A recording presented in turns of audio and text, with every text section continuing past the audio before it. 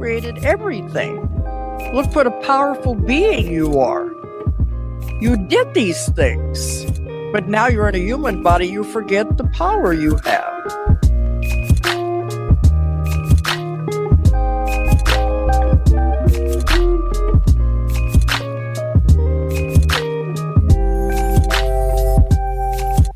Welcome to Metamystics, where you don't know what you don't know. Today we have a very special first-time guest. I'm super excited about this conversation. Welcome to the show for the very first time, Orion. Hey, how's it going? Thanks for the opportunity. Absolutely. And for anybody that's out there wondering, that is his real name. I clarified it before the show, and my God, does it suit you and everything that you do. It is just perfect. Like, whatever your mother was thinking, she got it right. You know, it's like, so crazy, dude. They actually picked my name because they wanted it to be different from anyone else's name, so it didn't rhyme. And as I recall, they were outside at night and they were looking at the stars and they got inspiration from Orion. So they're like, what about Orion? That's how it started, I guess. And it just stuck. I love it. All right. So the reason why we have you on here today is because I found your TikTok through a friend that we both have. Shout out to Brad of Arc. I actually just got done hypnotizing him the other day to go to a past life. And it was wild. Essenes? I'm sorry. The Essenes? The Essenes? The Essenes. He actually, it was hard to really identify what was going on. He was like an awareness in the fifth dimension that could see time and reality stand still. And he was coming across things. And that's the thing.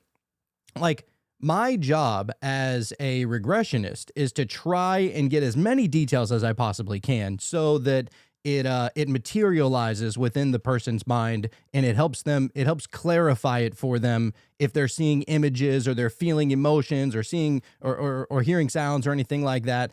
And man, I don't know how to go about describing or even asking questions about what's going on in the fifth dimension, because first of all, it's outside of time. It is the things that he was explaining and experiencing. It was unlike anything else that I had ever seen. But what was interesting is that he was going and seeing the Grand Canyon and the pyramids of Egypt and a bunch of other places, but he was viewing them almost as like they were a snapshot of time. And he was able to go into the Vatican. And what he noticed, I think it was in the Vatican, in one of the rooms, was like this black cube. And he noticed that this black cube was popping up everywhere. And it wasn't like a physical cube per se. It was almost like a plasma-ish kind of cube. And he said that this thing was neither good or bad, but it was what we needed to move forward in the future. And I was like, well, black cube, I come from a conspiracy background, and if anybody knows about black cubes, it's typically representing Saturn, right? Because they have some kind of cube-like structure that forms some kind of storm at the top of Saturn. And there's a bunch of Saturn worship. Some people will say it's Satan worship. I don't know. And so we basically got to the conclusion that it's almost like fire. You know, fire can be good or bad, but it's a tool that, you know, has obviously helped humanity from our caveman ways. I have so much to say about that. Can I jump in for a second? Please. So I asked about the Essenes only because Brad had told me the other day that he had a past life regression where he remembered being an Essene, because him and I were talking about some of that stuff. But what you mentioned about the cube, I was blindly tasked to remote view something once, and I didn't know what it was. This was, I think, my 8th or 9th remote viewing target I'd ever done in my life. And the form of it was not controlled remote viewing. So it was not CRV. It was it was called cowboy remote viewing, which is just shooting from the hip and having fun. There's no formal way to do it. You just do it. And the tasking was to remote view Kaaba, the stone at Mecca that people circumambulate around. And of course, I didn't know what I was viewing. And I actually have the session itself. It's on my own channel on YouTube. But what I experienced there was a direct connection to the Vatican, oddly enough, and it's in there in the episode in the in the session that I did, that I posted, the connection that I had was this black cube. I started seeing people in red, people dressed up. I got words like papacy, which I didn't know what that meant. It was just clairaudience. Um, and it all tied back to the Pope and to the Catholic Church, which is fascinating that you're bringing that up. That's really interesting. Anyway, Yeah, yeah, rabbit hole there. and as far as that cube that they kind of walk around, I always thought it was interesting that they walked around it counterclockwise, or in the witchy world known as widdershins, which is a magical thing in and of itself. And I've done a good bit of research on all of the old witchy ways and what's the power of going left rather than going right. And it's been a while, but I believe that whenever you go counterclockwise into a position, at least symbolically, whenever you do that, maybe you're just spinning your coffee, like you're put your spoon in your coffee and you're mixing it up with the creamer and sugar and all that. If you were to go counterclockwise, it is to mix it inward, and to go clockwise is to mix it outward. So I don't know if that's for real or if that's symbolic, but have you heard of this? Yes, and this is like Slumdog Millionaire a little bit, and my wife makes fun of me all the time because I'm on the autism spectrum, so I know a little bit about everything because of some random reason. Yep. But here's why I know about that. When I first started remote viewing about 5 years ago, I was a member of a Discord, and we would search anomalous targets and try to understand what they were and why they were formed and stuff like that. We found a temple, and we think that it's a Rosicrucian temple in astral space. And when I say we found, the creator of that Discord found it and then invited all of us to join without explaining anything. It was just a random target to go to. And what we all experienced was very much the same thing. We experienced certain ratios within the temple. I can't remember the name for it, but the inner temple of a temple, it has a name. And in that space was the same thing for all of us. There was a fountain in the center, and each of us had a different ritual around the fountain. This just came, it just happened. In my ritual, I put on this blue robe. Boy, we're getting out there fast, aren't we? This is great. Let's go. It was very much like a shamanic journey. I was adorned with this blue robe, and I went around counterclockwise the fountain 13 times exactly, and then dove into the fountain, at which points I was somewhere else. And I met, that was the first time that I met the thought form or god Apollo, which I also was in another session I did of remote viewing blindly, where Apollo popped in and gave me two of the three Delphic maxims that I had never read about before, but through clairaudience, they just came in. And I didn't know it was Apollo at the time when I was remote viewing, but it occurs to me now it's the same being. I just saw the sun that was playing music, and I went to it and we talked. Strange, right? Wow. Yeah, it's so strange that you bring up the Delphic. What'd you say, Delphic maxims? Yeah, Because yeah, they're on the literally, Temple of Apollo. yeah, literally just earlier today, I was learning about the Oracle of Is it Delphi or Delphi? I don't know. I always get it. Probably one of them. I don't know. One of them, but the Oracle of Delphi. And I was like, oh wow. So these people were going and supposedly there were a bunch of different oracles, and the Oracle of Delphi was just like the most popular one. And what they would do is they would always, every single time, go into a trance state, and I've gone into like how maybe certain spiritual masters or gurus or sages or even Jesus would always tell people to go into a trance state, almost make this world, this outer world, blurry or non-existent, and go into your inner world, because there exists even more universe in there than there could ever exist on the outside. And then I found something that was like, it's like the shit. What is it called? Oh, that's right. That the ego itself, some people refer to the ego itself as the Maya. That it's not only the materialistic world, but it is our entire ego. And then that led me down the rabbit hole of like, all right, well, we need to get out of this egoic stage. We need to stop worrying about me all the time, because a lot of people get caught up in that. And I realized, dude, I'm like, I hardly ever, and this is not to even try and sound conceited or anything like that. I'm like never about me. Literally almost never am I about me in my life. I'm always so much more interested in everybody else than I am myself.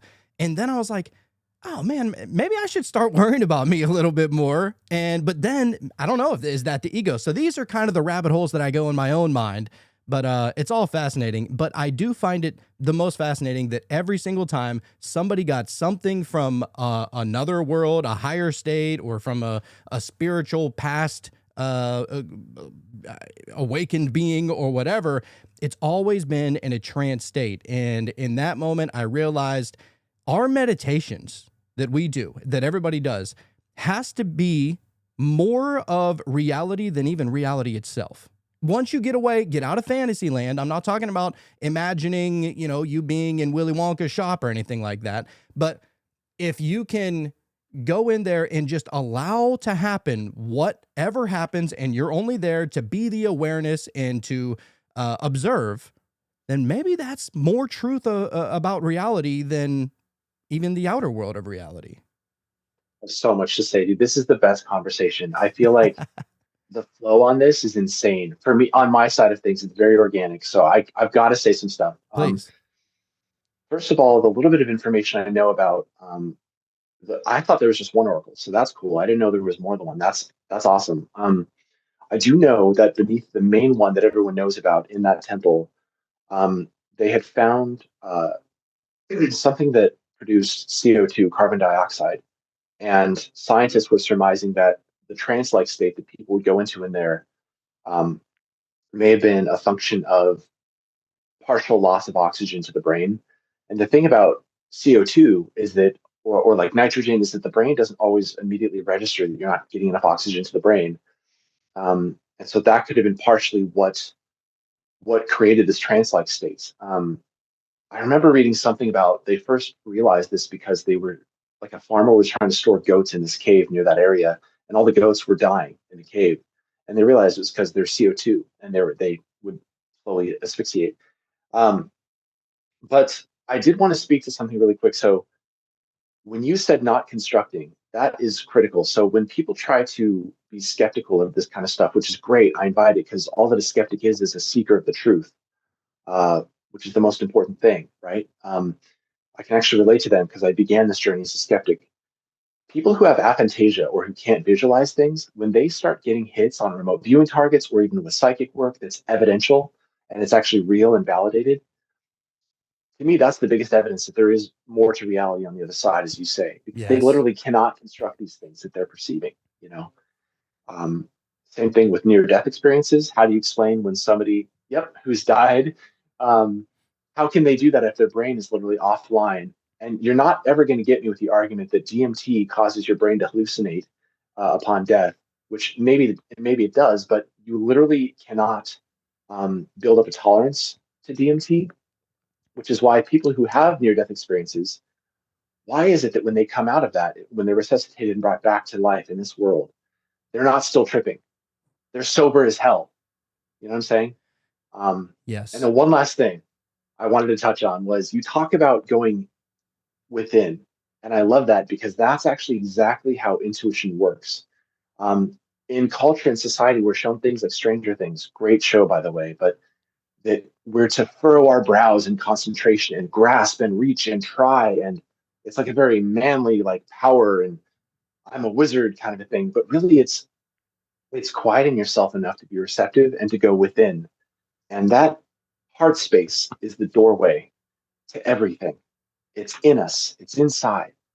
Um, and I think that the divine leaves little breadcrumbs about its nature too. So, like you, for example, if you're drawn towards these types of things, it's because your soul is seeking more of itself. And you're inherently drawn towards that constant, unchanging, infinite stillness that is the all, that is the one. Um, you do that for a reason because it feels like home for a reason. I hope I'm not rambling. I hope that makes some sense. No, it absolutely makes a lot of sense. Yeah, I love what you just said right there at the end, that it feels like home. And I had a strange experience a few weeks ago, and I went into a meditation, and I usually try to go into a meditative a meditation at least 3 or 4 times a week. Like minimum, I need to do it at least every other day. I should be doing it every day, because I know that whenever I do it, my life becomes a lot more clear and I'm more aware of it. And therefore you're not going to allow your emotions or your human meat suit to steer you in any kind of way that you don't want to be steered in. And, it was a few weeks ago, and I got into a meditation after not having been in a meditation for like 3 or 4 days. And I was like, oh, I miss this. Like and it was so strange, because your relationship with your inner meditative state is so personal that it almost feels like you're absolutely whole, right? Like it feels like you have everything you could ever need. You don't have any needs, because you feel so entirely whole. Like it's like the missing pieces of the puzzle are found in there, right? And whenever I got in there, I just, for some reason, I just said, I miss you. And the strange part about it was I heard almost, I don't know if it was inaudibly or what, but I felt an I miss you back. Like it was like I miss you too, or something along those lines. It almost reminds me of the Grinch, whenever he's like, he's echoing in his Yelling. cage and Yeah, you're an idiot, that whole thing. I'm an idiot. Yeah. Yeah. And there's something so interpersonal about going deep into a meditative state that you long for nothing. And in the outer world, of course, everything that is going on in the outer world, one thing that I've personally kind of discovered is that, and I'm sure many other people have as well, but me on a personal level, I have not only just found a belief in it, but a knowing in it, that the entire outer world is nothing more than a mirror and a projection. And it's all happening, literally everything. You, my computer, my even the self that I see in the mirror is nothing more than a mirrored projection of what is going on in my inner world. And it happens on multiple states. So a mirrored projection of my higher self, a mirrored projection of my lower self, and everything in between. And it's like the most intricately outwardly expressing version of you that you could ever come in contact with is the outer world. And yet we get pissed at it all the time. Isn't that strange? It is strange. It also reminds me of the practices of these scenes, which we were talking about earlier, how they use these seven sacred mirrors of reflection. And the first mirror was always about um, the inner world. And like you say, projecting outward. And you're really just experiencing yourself. So, I try to catch that, for example, when I'm doing lives and I get triggered by someone who's treating me like subhuman because they don't believe in what I'm doing, which is okay to not believe in it. But why would you treat somebody like they're not a person? That is beyond skepticism. That's something else. Um, and I realized, why does that trigger me so much? Because I see that there's an aspect of that within myself. And it's something that I identify within that I don't like about myself and that I don't cherish and love. Which, oddly enough, when you actually approach it and hold it up in the light and say, oh, this is real, I see the shadow part of myself. Boy, that is real ugly and mean and evil or whatever. Man, you're intense. Where were you born from? And you're like, oh, this came from trauma. Okay, now hold the trauma. And you go deeper and deeper and deeper inside. And that's where all the goodies are, is following the roots of things down inside. And I'm glad you're aware of it, because that's 100% accurate. I couldn't agree with you more. And if I had to say one last thing, again, I love the divine, and I feel like the divine leaves us breadcrumbs. And so why is it? Okay, get this, right? The divine is so intelligent and efficient at what it does and what it is in its very nature. It literally gives you everything you need within your body when you're born. You don't need anything external to get to where you've gotten to. Um, because when you can sit in silence and tune into your body and find that level of peace where you're no longer counting the breaths, the minutes, you're perfectly satiated. It's not something you crave, so you can't become addicted to it, so it's not harmful. But it's also something that fulfills you just enough, and it's timeless. That's a breadcrumb of the divine, in my humble opinion. And that's why we seek it. It's home. Yes, yes, it definitely is home. And man, whenever I try and mention meditation to some people, they just look at me like, I'm from like I'm from India, and for some reason I'm pretending to be enlightened or something like that. I'm like, no, it's just meditation. It's just you. It's just yourself. And I heard Sadhguru say one time, he goes something along the lines of, well, there's a lot of people out there that don't like being alone. And because whenever they're alone, they have depression, they have anxiety, they can't stand the thought of being alone. They always need to have somebody around them. They always need to be talking to somebody on the phone. They always need something to take away their attention. And he goes, well, maybe it's because you're in bad company. It's Mm. like you're the Yeah. person that you can't stand to sit with. It's funny you bring this up because I think every great intuitive magician, hell, even philosophers have to go through sitting in stillness with themselves and knowing who they are and feeling all of the emotional layers of that energetic onion. And you can't connect outward until you go through all of that. That's why I think all of these people, they're so advanced because they've walked through their shadows and now they can use that, no longer being afraid of it, and use it as a strength to connect to other people's shadows or energetic fields and read them, for example. Um, it's very important, and it's the last thing people want to do. And I've met people, like when I'm working with people, sometimes there's people who literally didn't even know that they're more than just their thoughts and their mind. And they just identify with what they're thinking about as the it behind their eyes that's seeing. Um, That's the demiurge right it's there. hard. It's and there's even all kinds of interpretations of that too, as being literal or symbolic.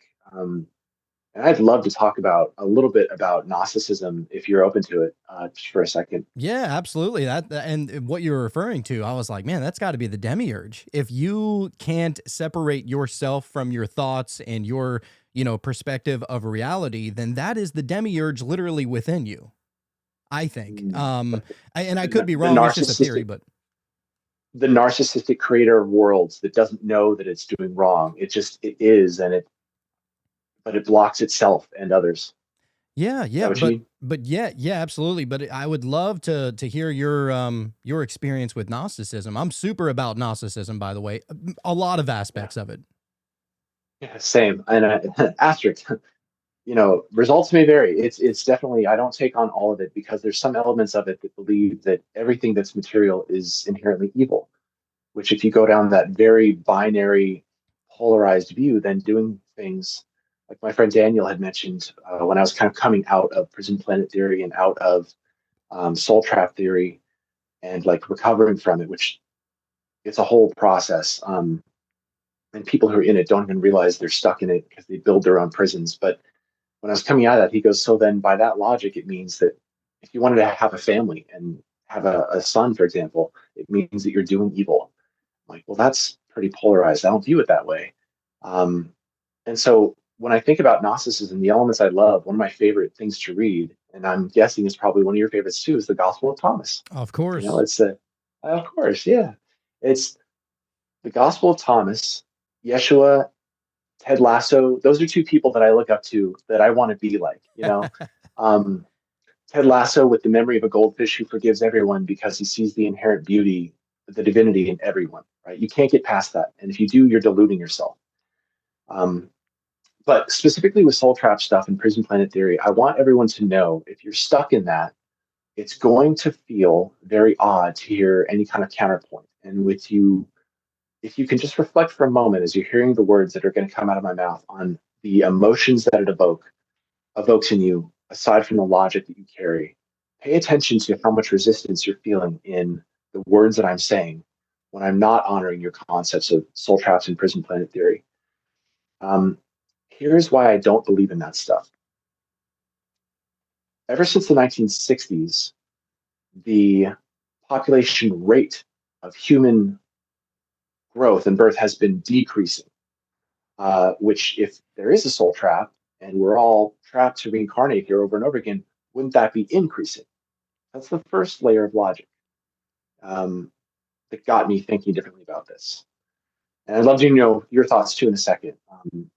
The other the other bit of logic that I think about is why would they have to go to so much trouble? Like, if we have a near death experience, and there's been tens of thousands of those documented, why go to so much trouble to trick people into believing that there's all these Roman Greco hallways and temples and review boards with guides where they do your life review and this and that?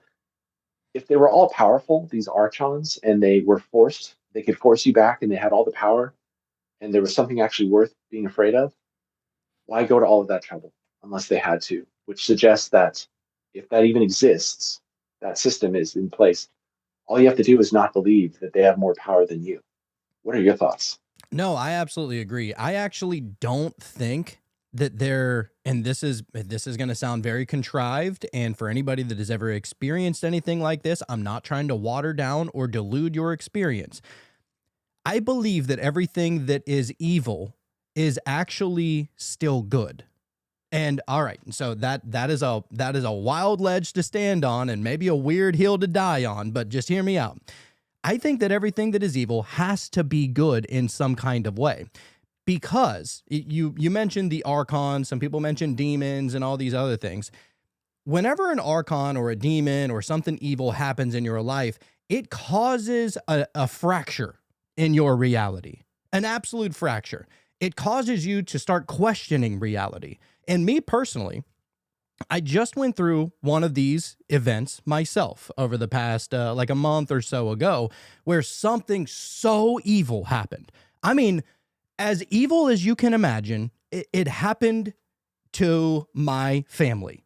And it was so bad and so disgruntling and so fracturing to every one of my family members' minds that I feel like there is something to be gained from it. And the reason I say that is that everything out there, like let's say you get addicted to alcohol, or you get addicted to drugs, and there's all these, but all addiction starts as a temptation.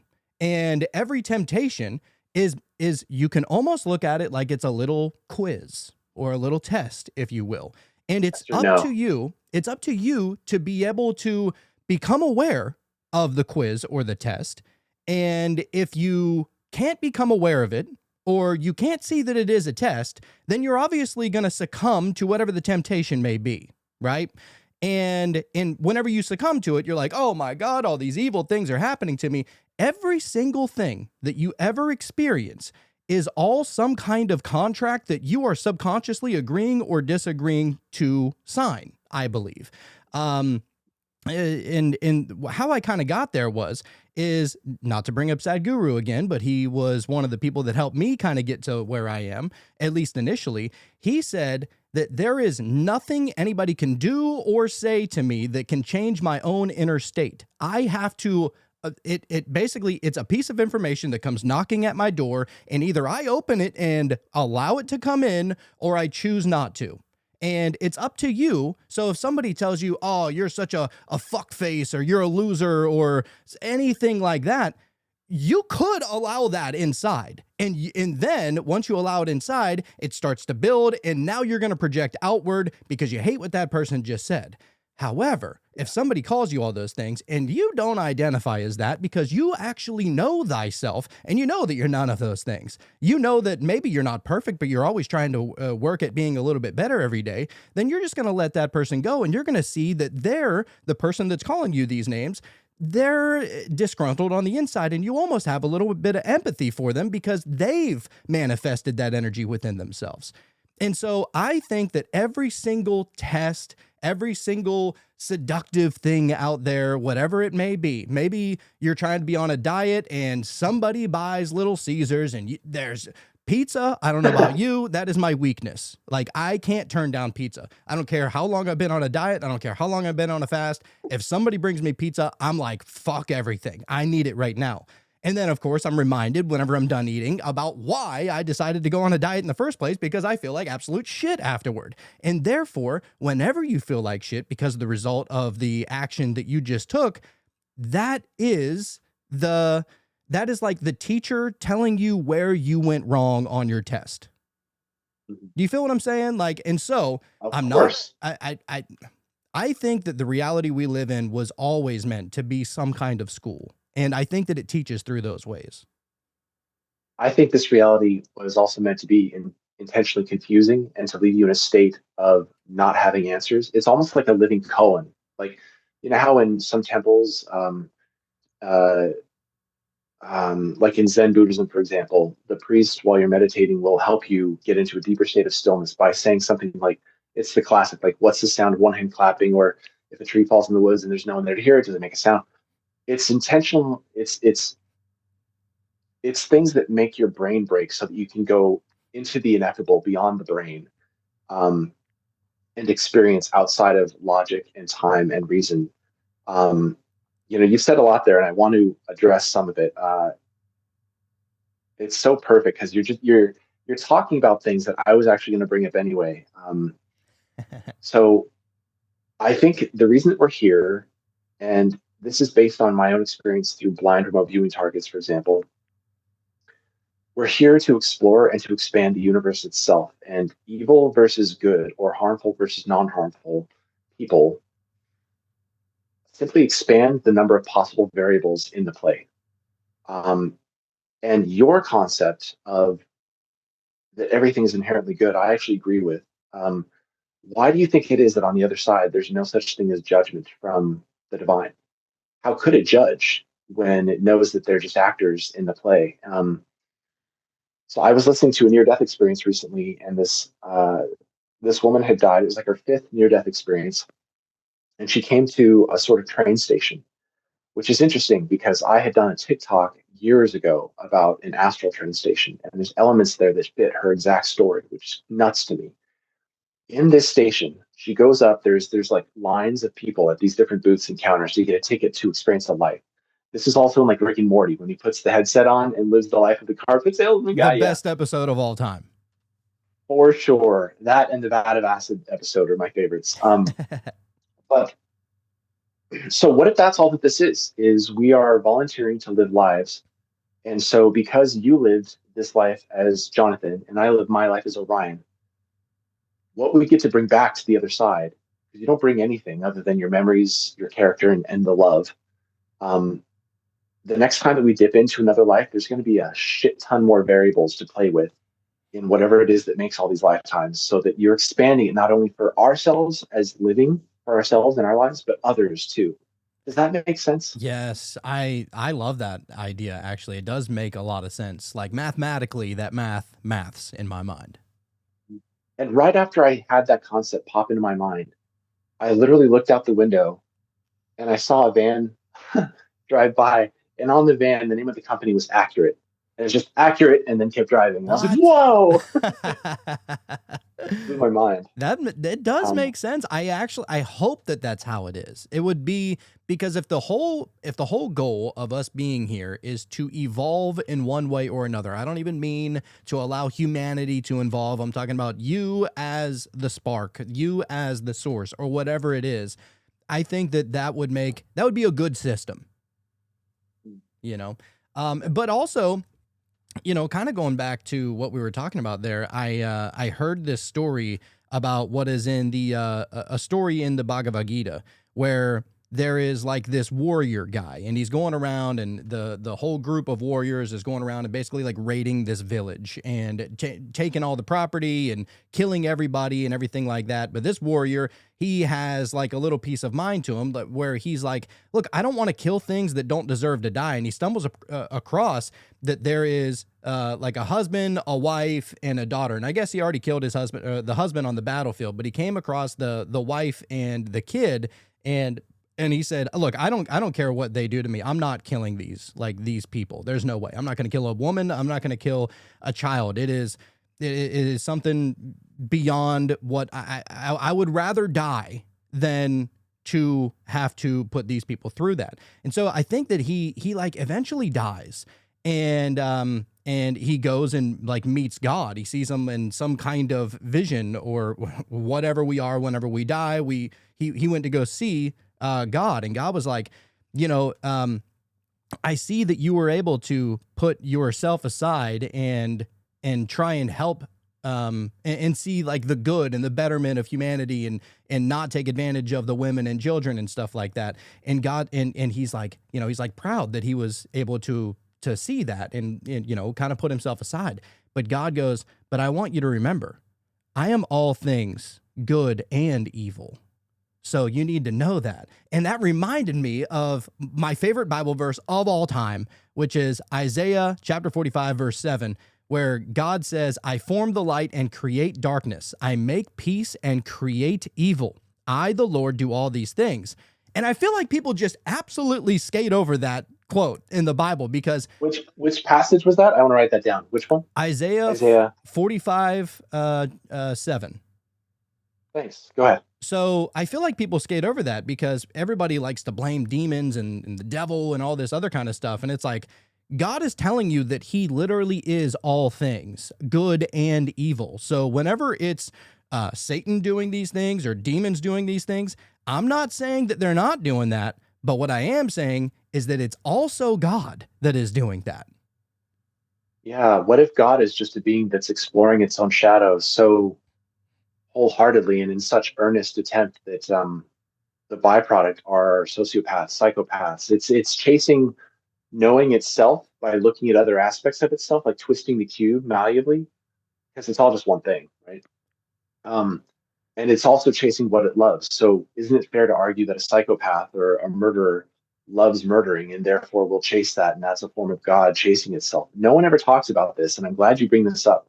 It's fascinating. Yeah, well, I think that every individual out there is a microcosm of the macrocosm. I think that all of our lives, if reality is a projection in a mirror, and essentially all we are, if we were to be represented by a symbol, I think that it would be the Mandelbrot set, where it's just kind of spinning into itself for eternity, getting to know itself at a deeper level.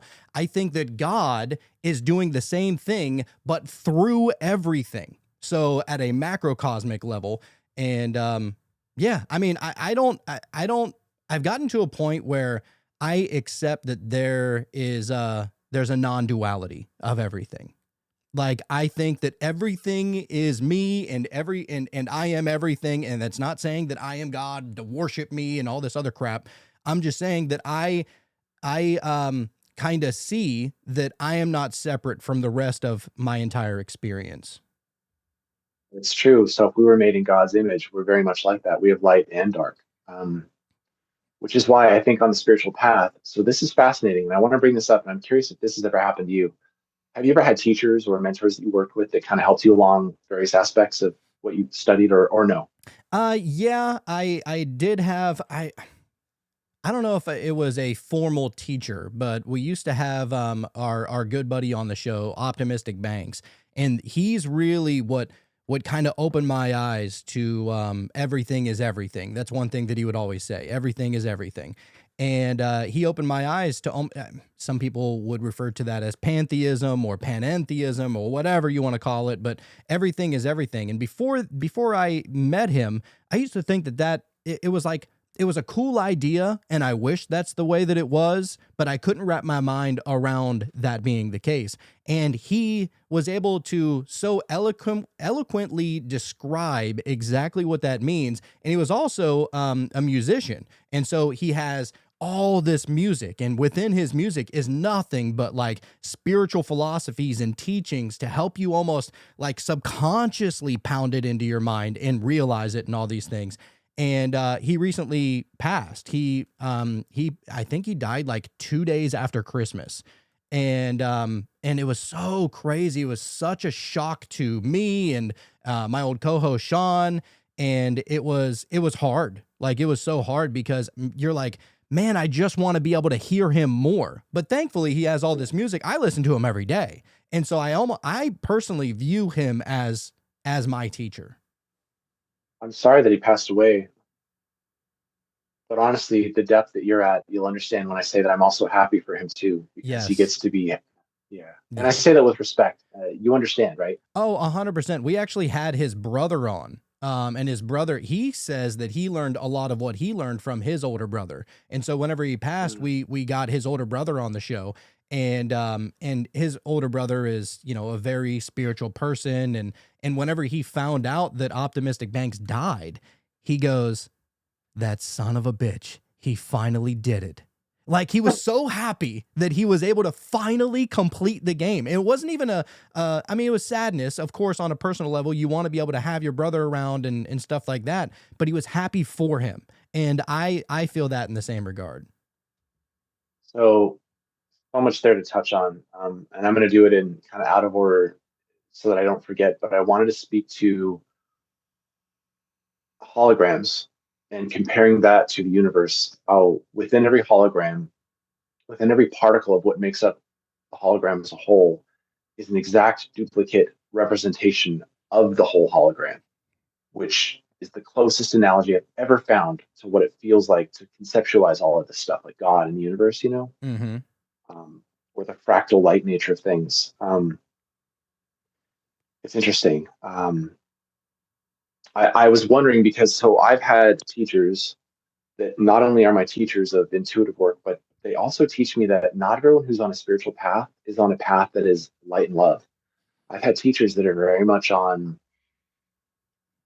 the rest of Gnosticism that heavily believes in a lot of dark things, which taught me things that I now carry on in my life.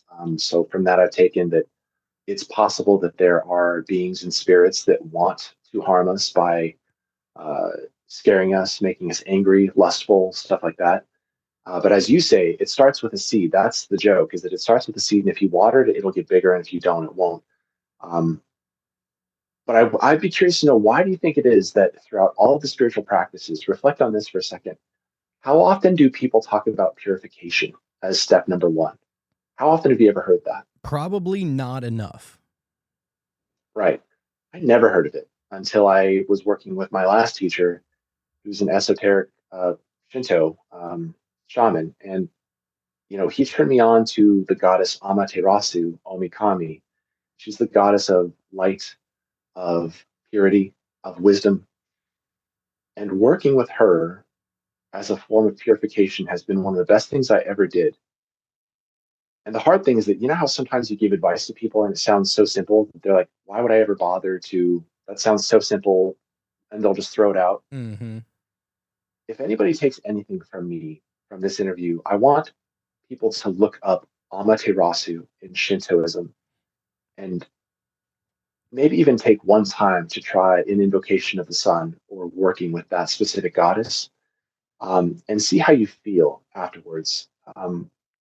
I don't think purification is spoken about enough, and I'm saying this out of reverence and sort of honor my last teacher, because I think nobody has learned the art of purification, and it's actually so important, because it keeps those seeds from turning into something bigger, and it's also the easiest thing in the world to do.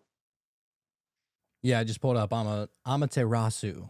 Here we go. I just Awesome. wanted to see a picture of what we were looking at here. Yeah. Okay. So you said that this is within Japanese Shinto. Yeah, So absolutely. interesting. Okay. She's the goddess of light. She brought light to the world after hermiting, so to say, in a cave for a time. And she was tricked or convinced to come out of the cave. So I think it's Japan's largest shrine, is the shrine to Amaterasu. And when you go into that shrine, the very first thing that you see is a mirror, because the mirror is symbolic. And we're talking about how the inner state reflects to the outer. So that I'm tying this back here. When you go into the temple of Amaterasu, you're met with a mirror, because in the myth, I don't, and it's not a myth to me. She's very real, and I invite people to explore her and see how she can convince you that she's real in your own life. But the mirror in her story was light that was shown so that she could see her own light. And when she realized that that was still there, even though the world was dark, she came out of her cave and spread that light throughout the world. And that's why we have her beautiful light and purity still. Um, I'm not depressed anymore. My last teacher, John, he did a psychic reading for me before I became his student, and he told me, "You're not going to be depressed anymore." And I didn't believe him, right? I was like, "You're full of it. That makes no sense. I've been depressed for 15 years. That's not happening." And I'm now no longer depressed. And a doctor would say that's because of the blended medications that you found. And while that's true, I also credit working with Amaterasu, among other things, for purifying. So you know how it is, like in the movie Ready Player One, when he drove backwards really, really fast at the race and saw the architecture. The work that you do across the veil affects what's here. Um, and so I'm bringing her up as a devotee of hers and to honor her as a gift to her and to spread awareness of her because I love her and I am grateful to her. And I feel that working with her has been a huge part of why I'm no longer depressed. So I just had to say that. Wow, that's amazing. I never heard of her before. So No one has. I would definitely like to venture off into those waters. But yeah, I love that you kind of brought up almost like a the cave allegory, right? Like that is something that people have heard and maybe they're aware of, but I feel like a lot of people look at the story and be like, those idiots, how could they not know that the shadows were, like out, that they were them and that they were The in the Plato cave? allegory. Yeah, Right. yeah, And that they were yeah. the ones that essentially everybody starts out in the cave. Everybody, like literally everybody, you think that We're living it right. right now. You think that like that you're outside of the cave or living outside of the cave, but really the cave is what is inside of you. And so it's an inward kind of thing that people are feeling whenever you go into the cave. And I think that of course you need to go into the cave from time to time, maybe a little shadow work happens, whatever. But the goal is to kind of get outside of the own box that you've created for yourself in the first place.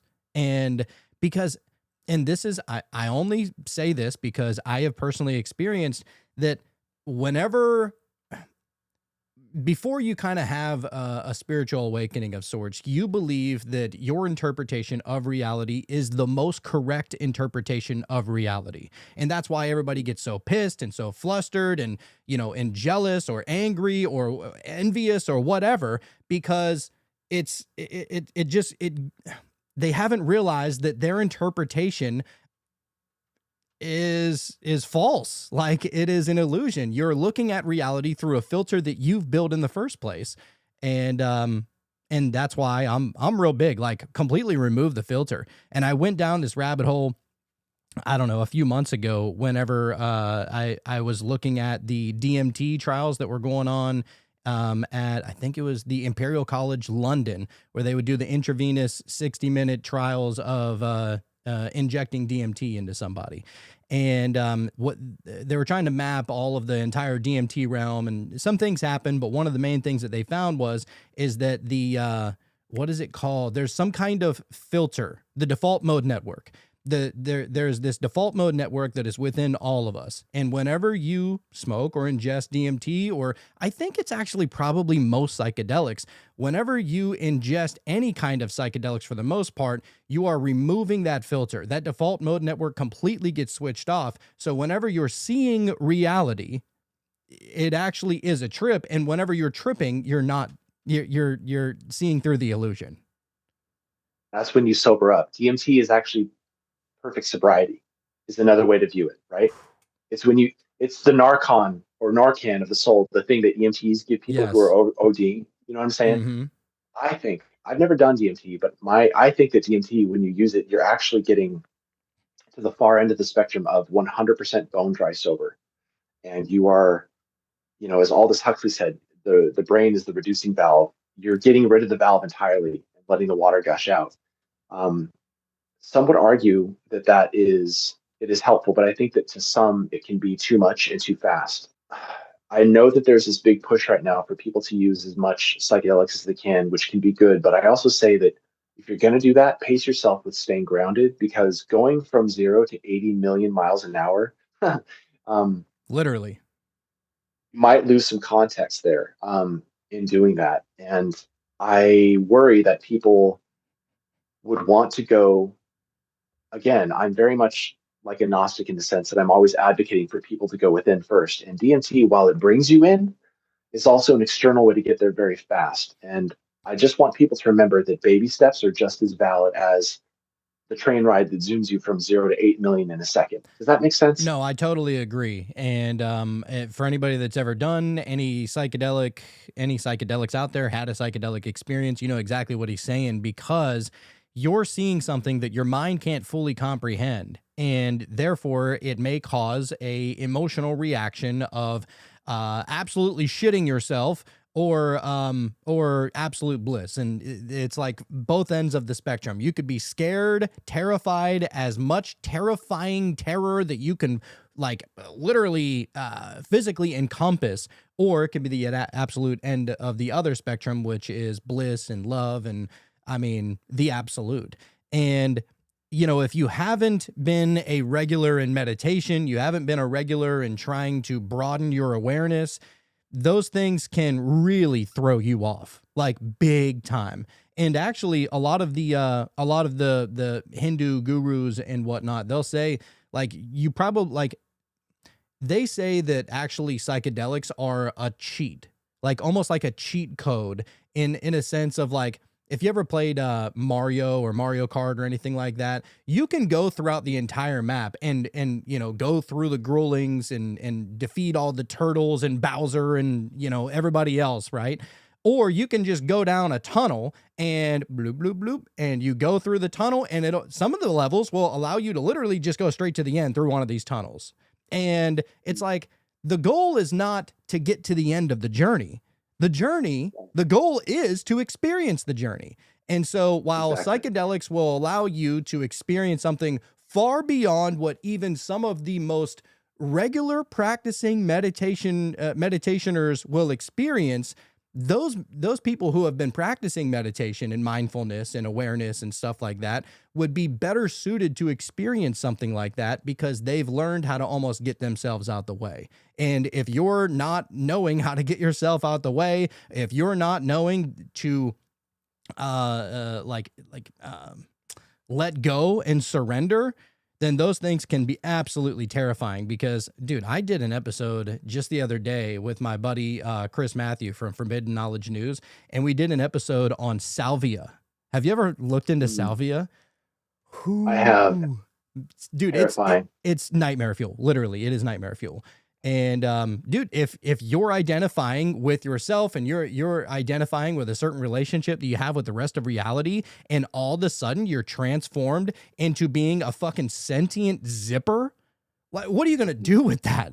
Like, how does your mind not fracture into a million pieces? You know, and that's the teachings are advanced. I'll say that the teachings are absolutely advanced, and if you're just a beginner, it can be it can be a burden for sure.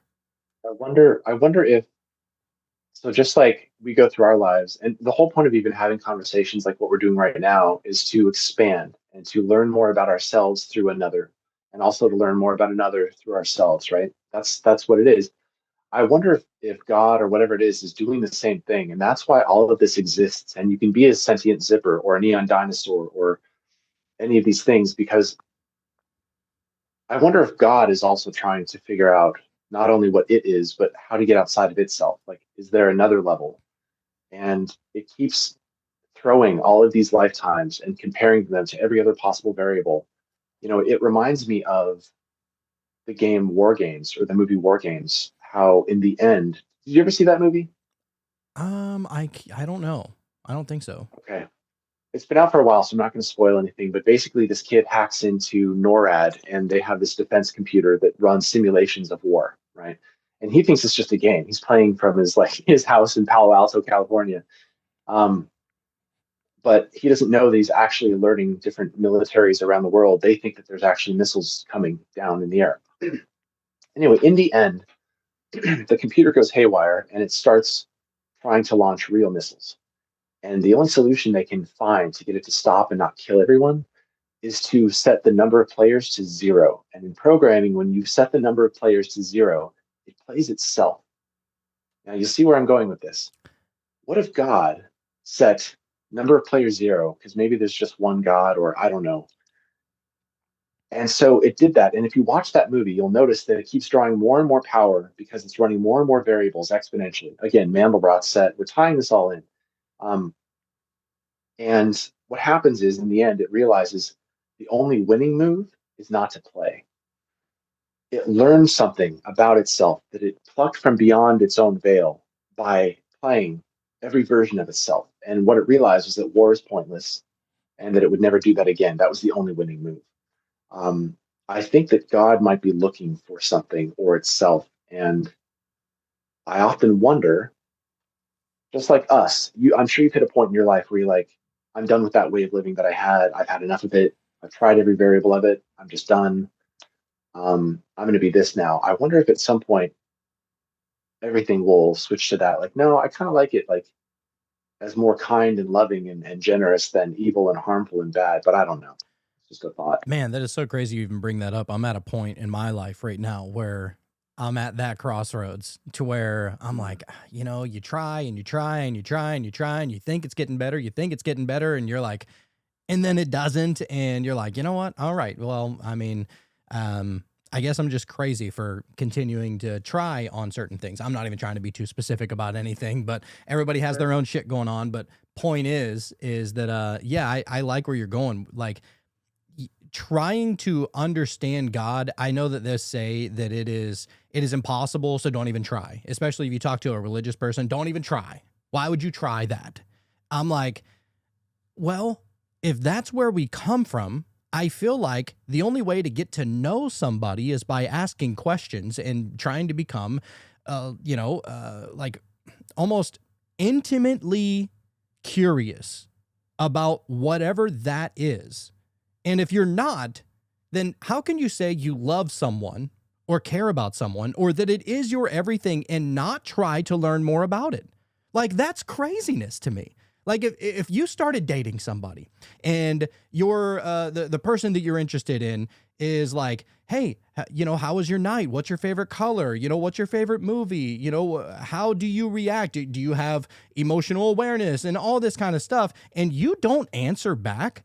You're like, that person is going to say, do you not love me? Are you not interested in me? Do you not care about me? So in my mind, I want to know as much as humanly possible. And maybe I'll never reach the end. Just like I'll never reach the end to knowing every single detail about you, I'll probably never reach the end to knowing every single detail about my damn self. So is it then pointless to not even try? I don't think so. Well, I think it's a paradox. It's both pointless and the opposite of pointless, because who you become on that exploratory phase of seeking is, many could argue, the point. And because it's limitless, you will never stop evolving and changing. And I mean, that's what infinity is just some raw point of perception, I think, that divided itself up infinitely and said, now go and experience everything about all parts of yourself. You touched on something fascinating, which is trying to do the same thing over and over and over again. And it occurs to me that the final boss of this world is always going to be your old self.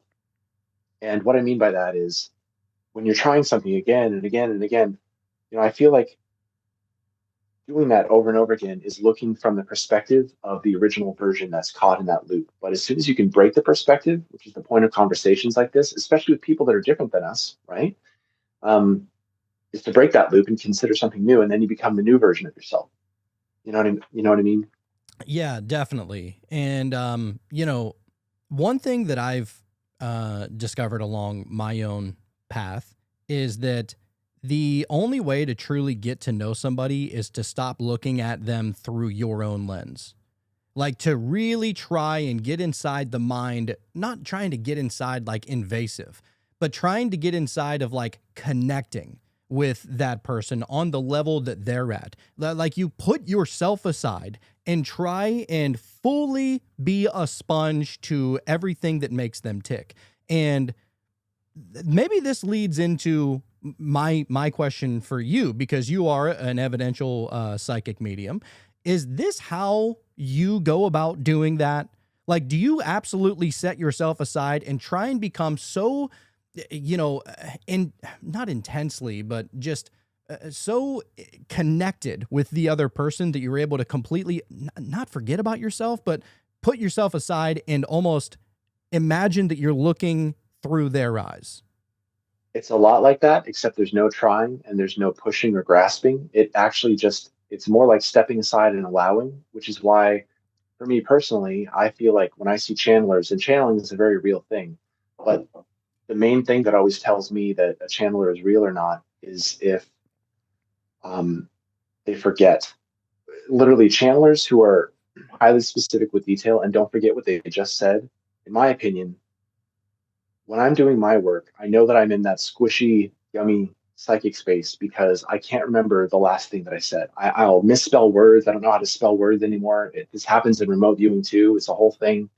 Um, so all that it is literally setting, like you say, yourself aside and letting something else step through you. My last teacher described it as psychic channeling, and I asked him, "Why do you say channeling? That doesn't make sense." And he said, "Because you're the human. The divine is what steps through you through the heart space, and that's what you connect to. You're not actually doing anything." Other teachers have described it like being a projector. You're just letting the film reel play itself through and moving along each film strip, and then the audience, you or the person who pays for the reading, is the one who gets all the information. But um, so and it's interesting that you bring this up because when I'm doing a reading, this is exactly what it's like. So, and I'll actually show you. So this is what every good medium or psychic should be doing, in my opinion, to really tune into another's energy. So it starts with just noticing one thing around you that's perfectly still and effortlessly unchanging. It could be a plant, a pen, the desk, a wall. Just noticing that thing and how effortlessly unchanging it is. It's just so still in its beingness.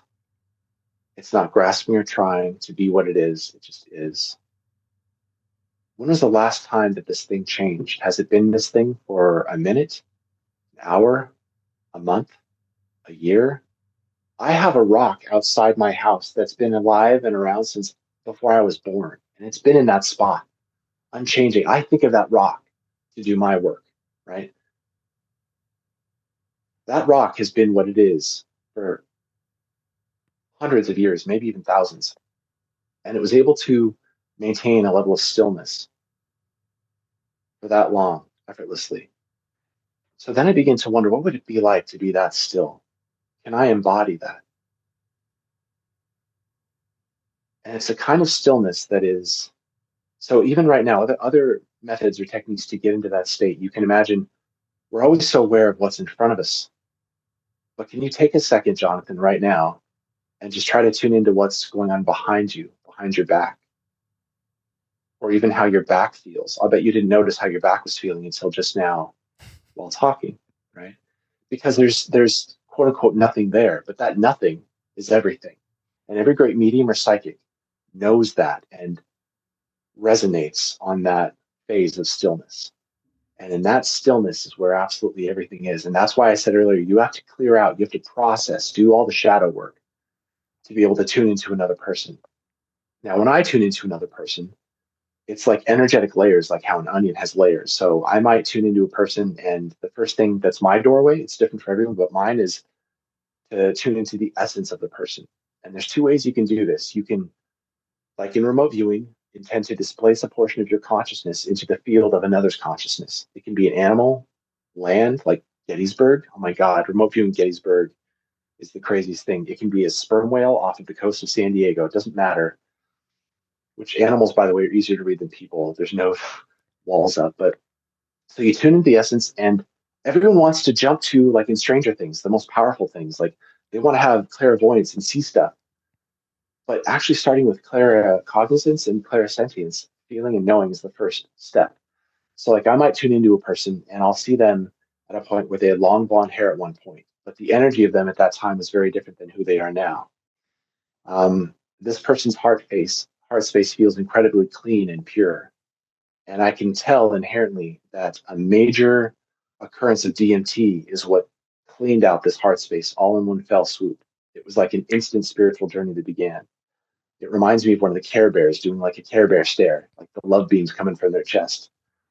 There's a touch of anxiety in this person.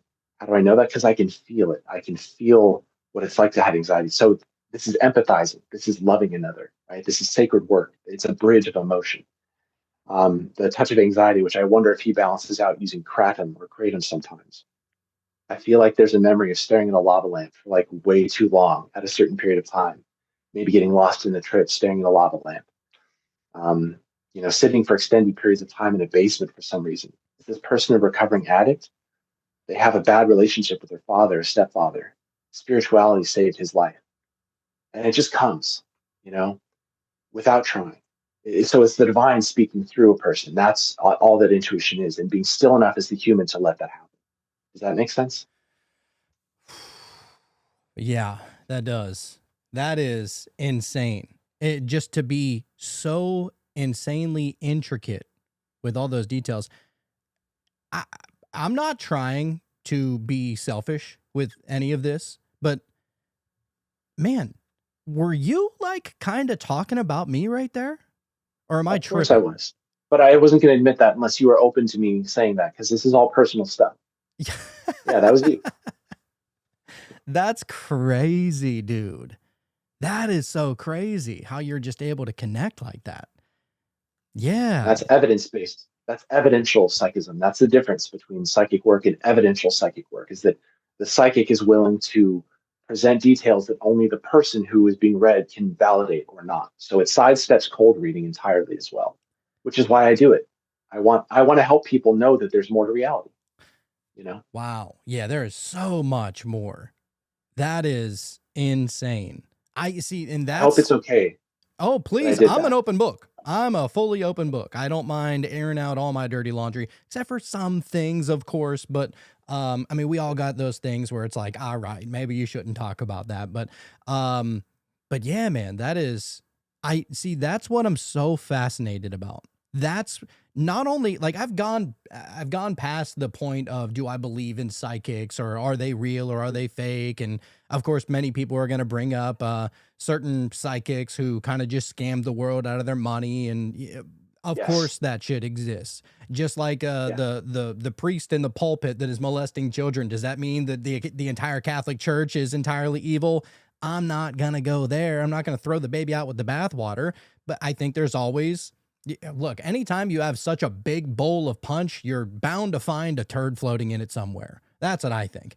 And I think that's so in my, kind of way of looking at it, I accept absolutely there are psychics, and I'm so fascinated by them. Like, I kid you not, dude, I've had so many shows with a couple of my favorite psychics that I've gotten to know on a personal level. Shannon Torrance is one, and then Cassandra Van Zandt, who is, I mean, she's like my spirit animal. Love her, crazy. And it's so funny. I didn't even realize that I was that I scheduled both of you guys to come on today. So I have you during the day, and then I Oh have her no. tonight. Um, Okay. and I scheduled this a while back, so I didn't even mean to do that, but that's just how it kind of played out. Um, and I want to have all these conversations because I know that not only is it possible, but it's something that can be learned, because that's what all the psychics will say. They'll say, look, maybe some people are born with a little bit more insight than others. I don't know, but I do know that it is absolutely something that can be learned. And sometimes people will learn through something traumatic, like a near-death experience, or some kind of fracturing that happened within them in their own lives that caused them to look at reality in a very different way. And so I'm always so fascinated to see how a psychic details about how they go into feeling and seeing what they're interpreting. So I wrote down the next thing that you were going to say, which is what people pick up on. I should have said what psychics pick up on, but what people pick up on. I don't know if you can see that, because that's the whole thing, right?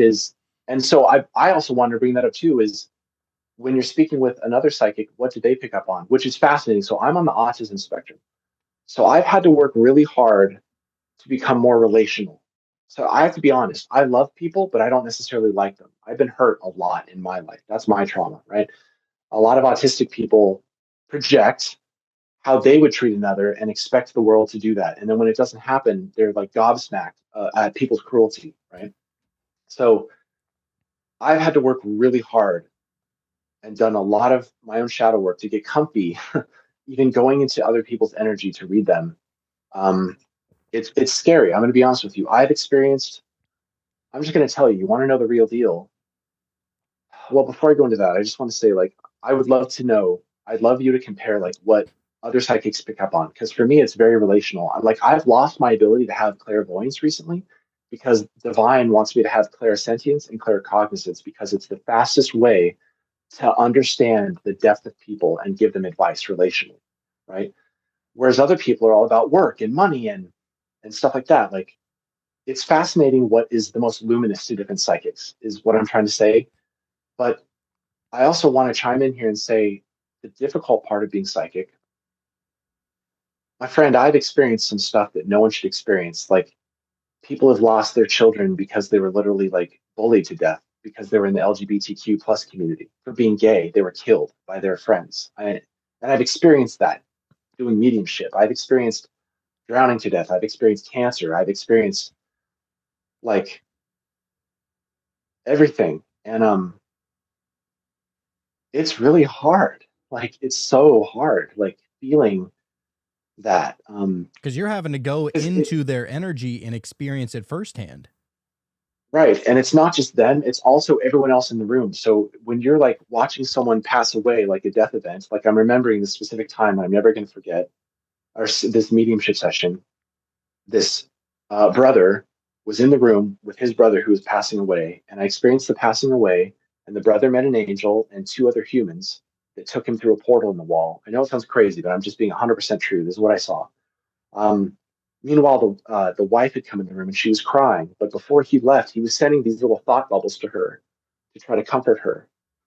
Um, so it becomes this 360-degree viewing. It's not just the one person. So when I'm viewing you, I can also feel the other people in the room with you that are not necessarily humans. So spirit guys, I pick up a lot on ritual, on the rituals that people do. Um, it's all very real what we do. I'm sorry, I'm just like, anyway, No, yeah. please. I want to know everything. Like if you just need to go on and on and on, I want to be a sponge to all of this because So I can't get enough of it. there's one thing I want to bring up, and that's something that actually happened to me the other day. So it's interesting when the mirror gets turned on the person who holds up the mirror for others. So what I mean is, I do all this work looking into other people's energy, right? And then I give them information to help them, right? And but the other day, I had a shared experience with somebody. My best friend, I would call her a sister. Her and I are so close. She's the founder and creator of something called The Hive. Her handle on TikTok is hive.315. And I'll talk about what she's doing in a second. But she had an ayahuasca retreat where she had two ceremonies. And she had asked me to remote view the ceremony. And I did it before she even did it in this reality, in our time, right? Oh, And our goal was to have overlapping data for science and to share what I viewed. And it's all time stamped, what I viewed, right? And it was before she had it. When I was, I'm fighting right now not to let the emotion take over. Do you know the passage in the Bible when Jesus said, "And all will fall on bended knee before me"? You know that passage? mm-hmm. Everyone thinks that he was talking, or it or she was talking about power, but they were actually talking about love. Because when you love something that deeply, you can't even stand up straight. You just freaking fall over, and you find yourself on the ground weeping tears of joy. You just get. I believe that that's what happened to Yeshua. Is he just became lost in love. My point is, I began to pick up on it was a shared. So people talk about shared near death experiences. Have you ever heard of those or talked to anyone on your show about that? Oh my God, all the time. Okay. So she had an ayahuasca experience where she tuned into the deepest expression of love. And it was a very spiritual thing for her. And I felt it too. And when I was just talking to her about it on live on TikTok a few days ago, I started crying like a baby because I was jacked into that current of that energy. And I was experiencing what she experienced too. I'm bringing this up because we're all just one thing. Why is it that everyone can be psychic? Because we all have a little cell of God in all of us, and that's all that it is. You're letting it come in and talk, you know? Um, but that experience, so when I remote viewed it, I saw all kinds of stuff. And there was a point where her and I were floating in outer space, and I was saying to her, I want to see me through your eyes. And I did that. And what I saw is incredible. And it helped me learn more about who I am, like the infinite version of me, the eternal me. But when I was in that moment with her, I started crying while I was remote viewing her because I felt like I remembered her. Have you ever had an experience with someone where you see them and it's like, I remember you here. I remember you in your heart? Yeah. Yeah, it's really hard to describe though. Yeah, it's ineffable, Like right? how you could remember that. Yeah, it's like you feel it floods back in clairsentience and claircognizance where you're just like, oh, now I remember. I remember, like I remember us as souls. And like I got these flashes of other lives that her and I've had together where we were two little boys running through the jungle. And um, it's incredible. And I wish everybody could have that experience where their heart opens so wide that it's almost painful. And it carves a space out of you that's now able to hold empathy for everyone, including going back to what you said, people who are quote unquote evil, because you see the spark in them that they've just forgotten about. And you want to love them by showing them that light that's within and reminding them of it, and that's like the most sacred work that anyone can do is doing that. You know what I'm saying? Oh I don't know. What are your yeah. thoughts? No, I totally agree. To become so intimately intertwined with the energy of another is the most powerful thing out there. And it kind of just reminds me, not to get too sadistic here, but it reminds me of what was his name? Jeffrey Dahmer for a second here for Yeah, sure. just to get weird. Uh-huh. Jeffrey You Dahmer, bet.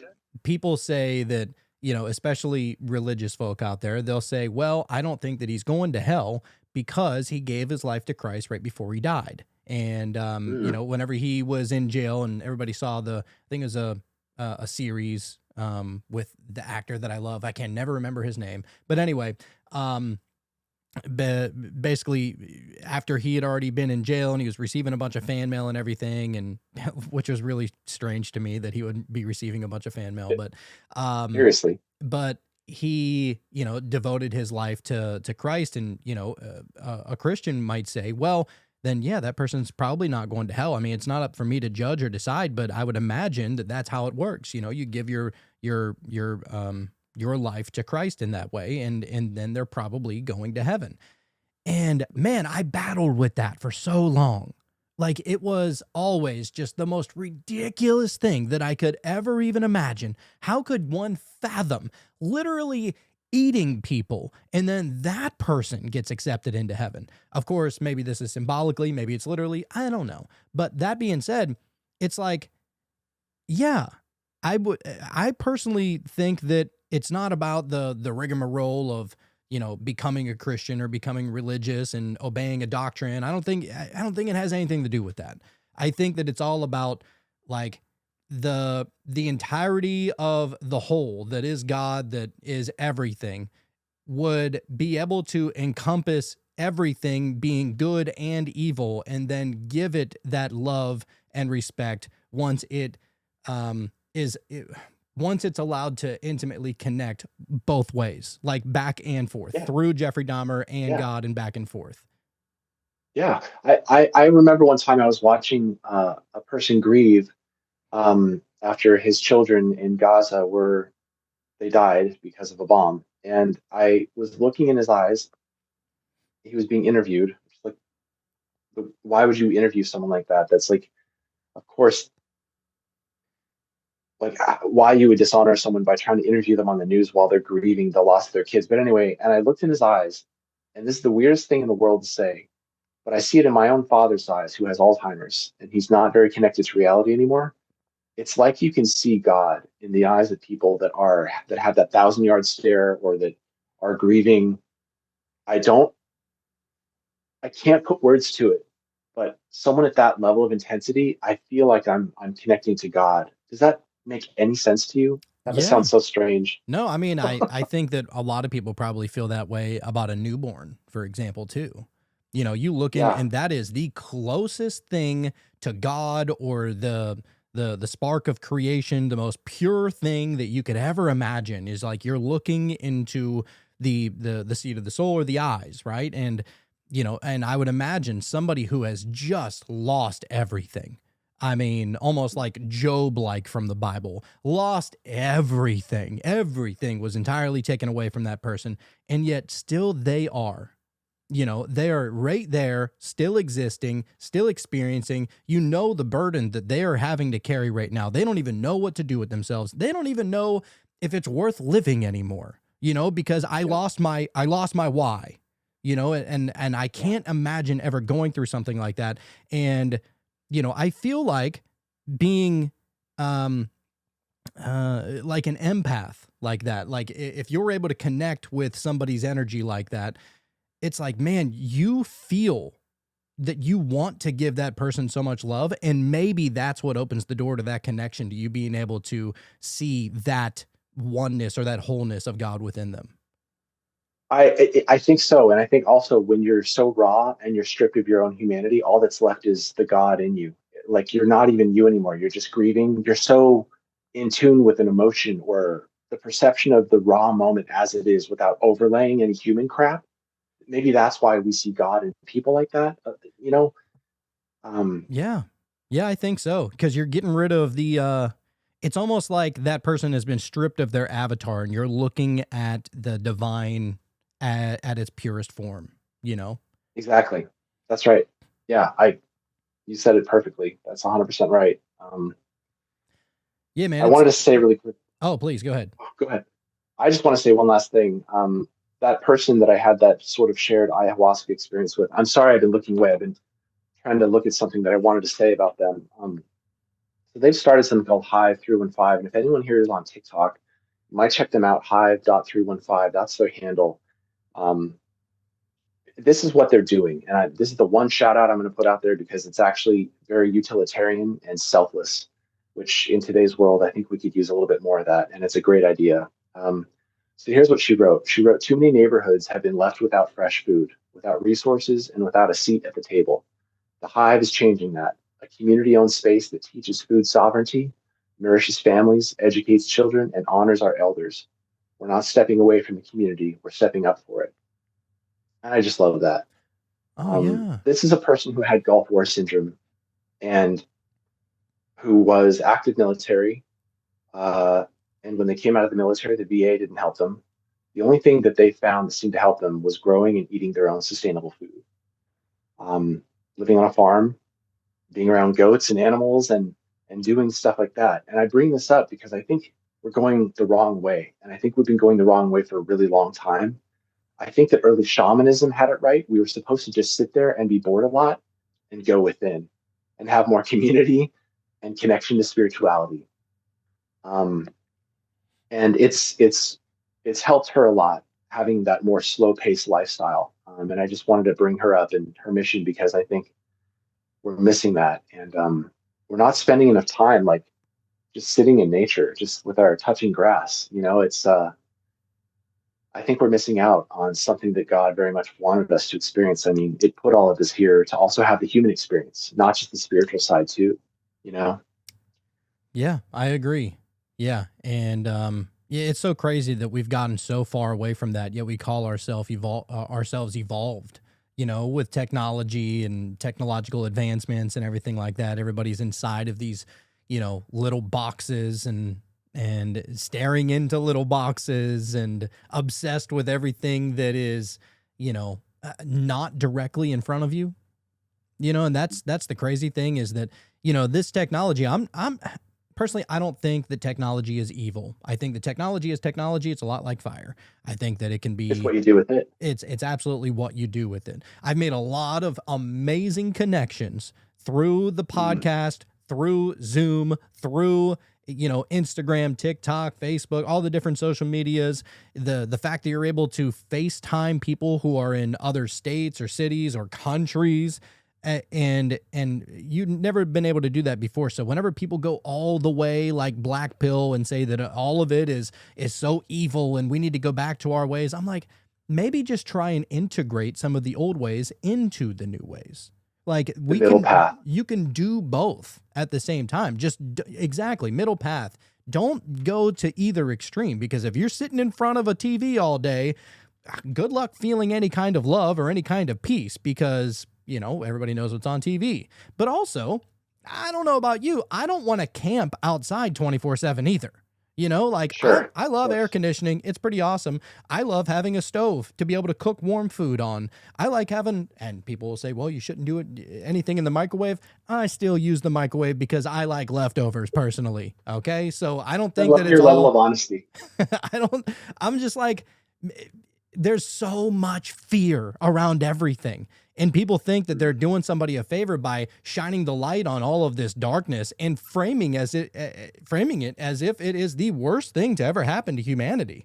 And I'm like, yeah, but what about the good that comes from it too? Like we forget about those things. You know, I don't that's why I You go know, back to I don't think that anything is entirely inherently evil.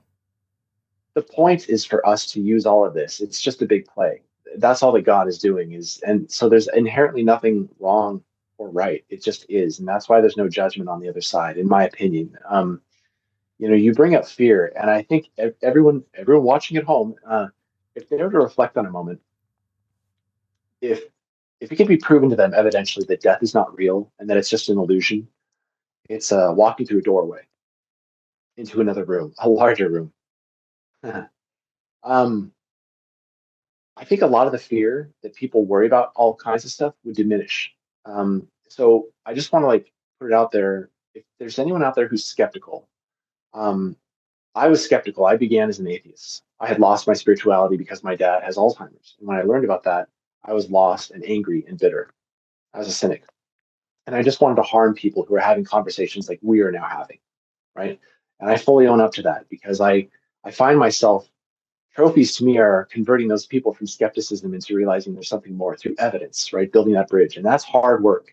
My point is, if there's anyone out there who is bitter and upset and angry and thinks that it's just lights out when you die,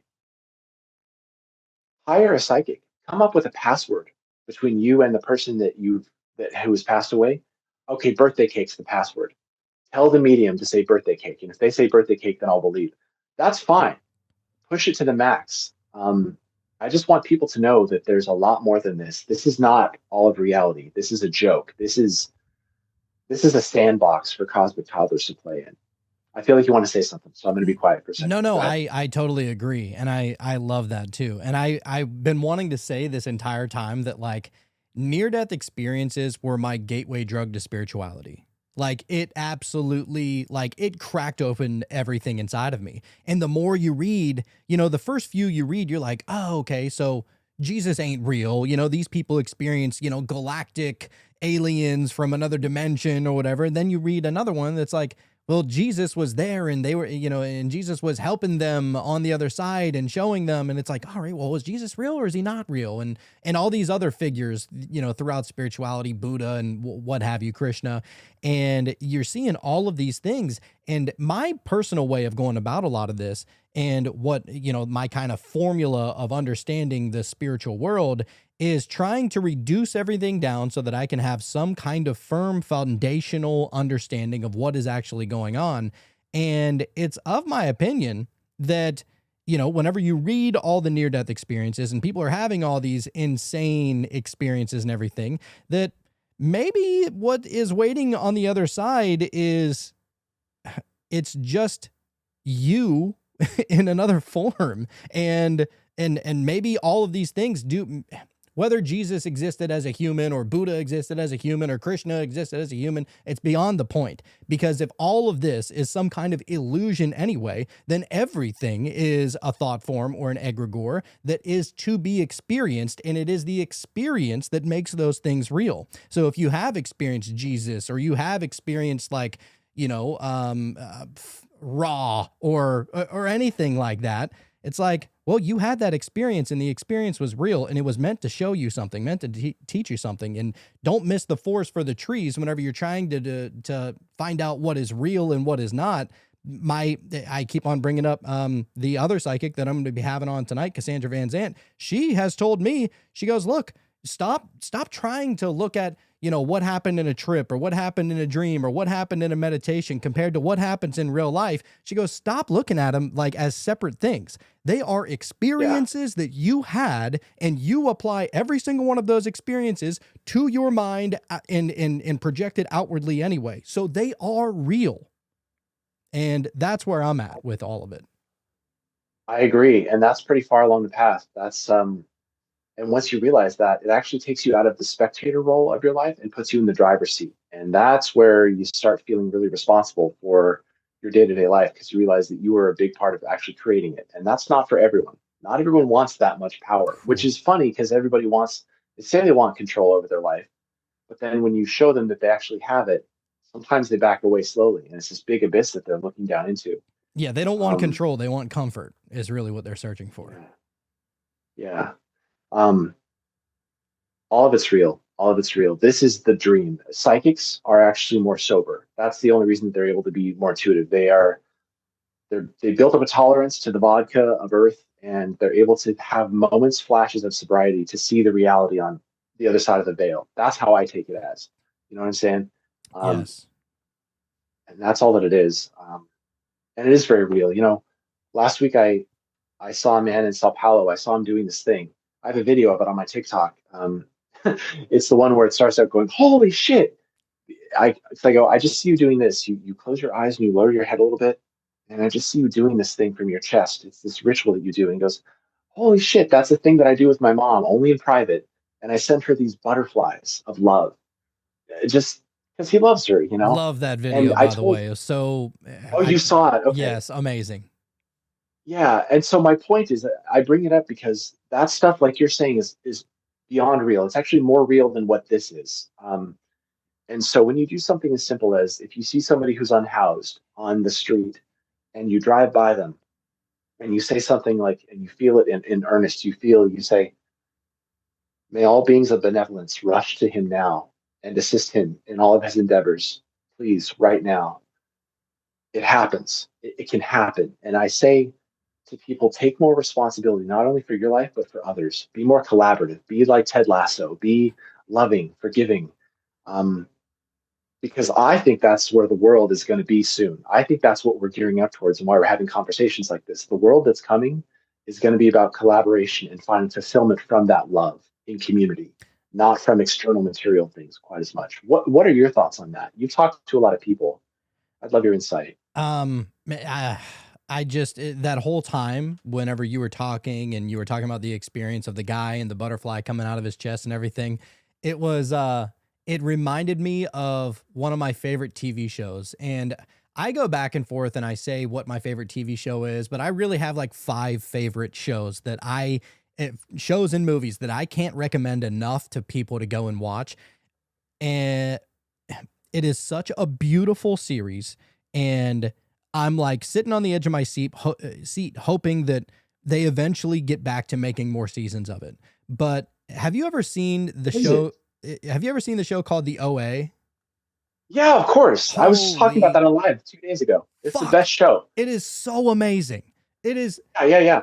like mind blowing, and everybody who watches, I mean, I'm sure everybody has their own experience with it, but whenever I watch it, I'm like, oh my, I know this is real. Like, I know that there is something real about this, and it's so crazy. And so whenever they're doing all the dances and all the different poses in order to try and reconstruct like ritually, it just reminded me of that guy pulling something out of his chest and kind of doing those ritualistic movements like they did in the OA. Oh, I see. Yeah, yeah, I see why you did that.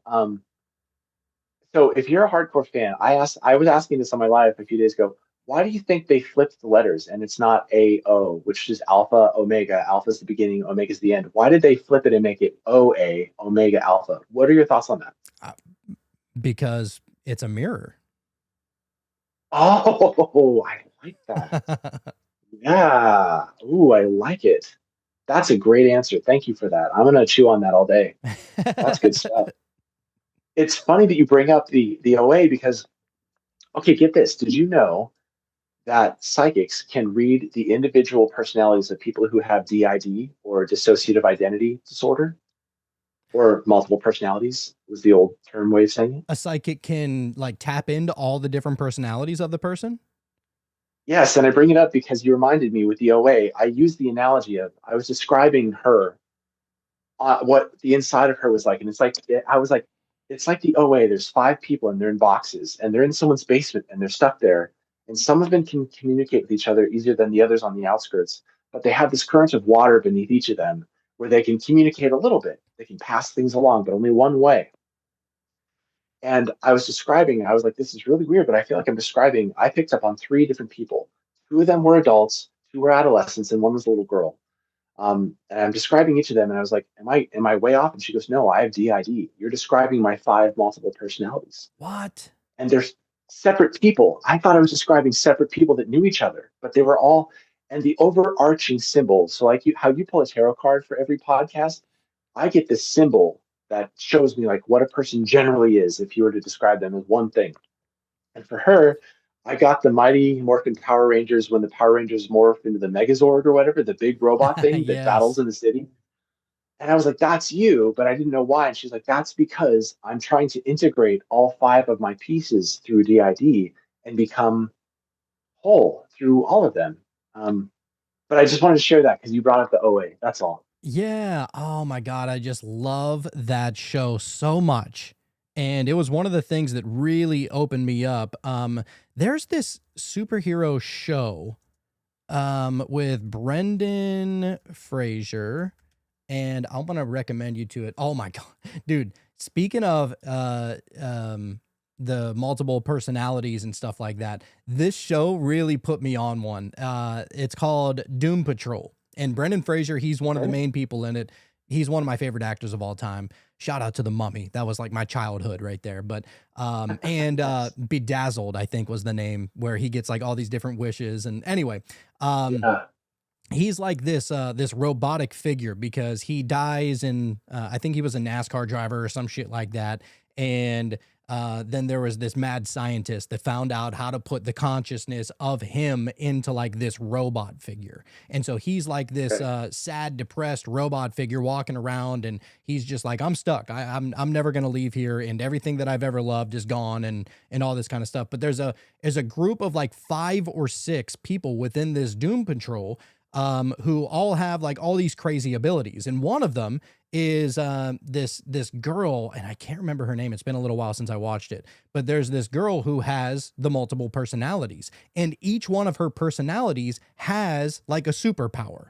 And she's Mm. constantly going back and forth. But the problem is that she's battling all these different personalities, and eventually they get to a point where they send one up to live in the outer world while the rest of them live on the inside, because maybe they're scared, they don't want to go out there or anything like that. So they send one of them up, and this girl is just walking around like she's fucking Wednesday, from the Addams Family, like just depressing to be around kind of deal. And as the show progresses and everything, she finally goes in and like defeats a couple of them and finds out who they are and all this kind of stuff.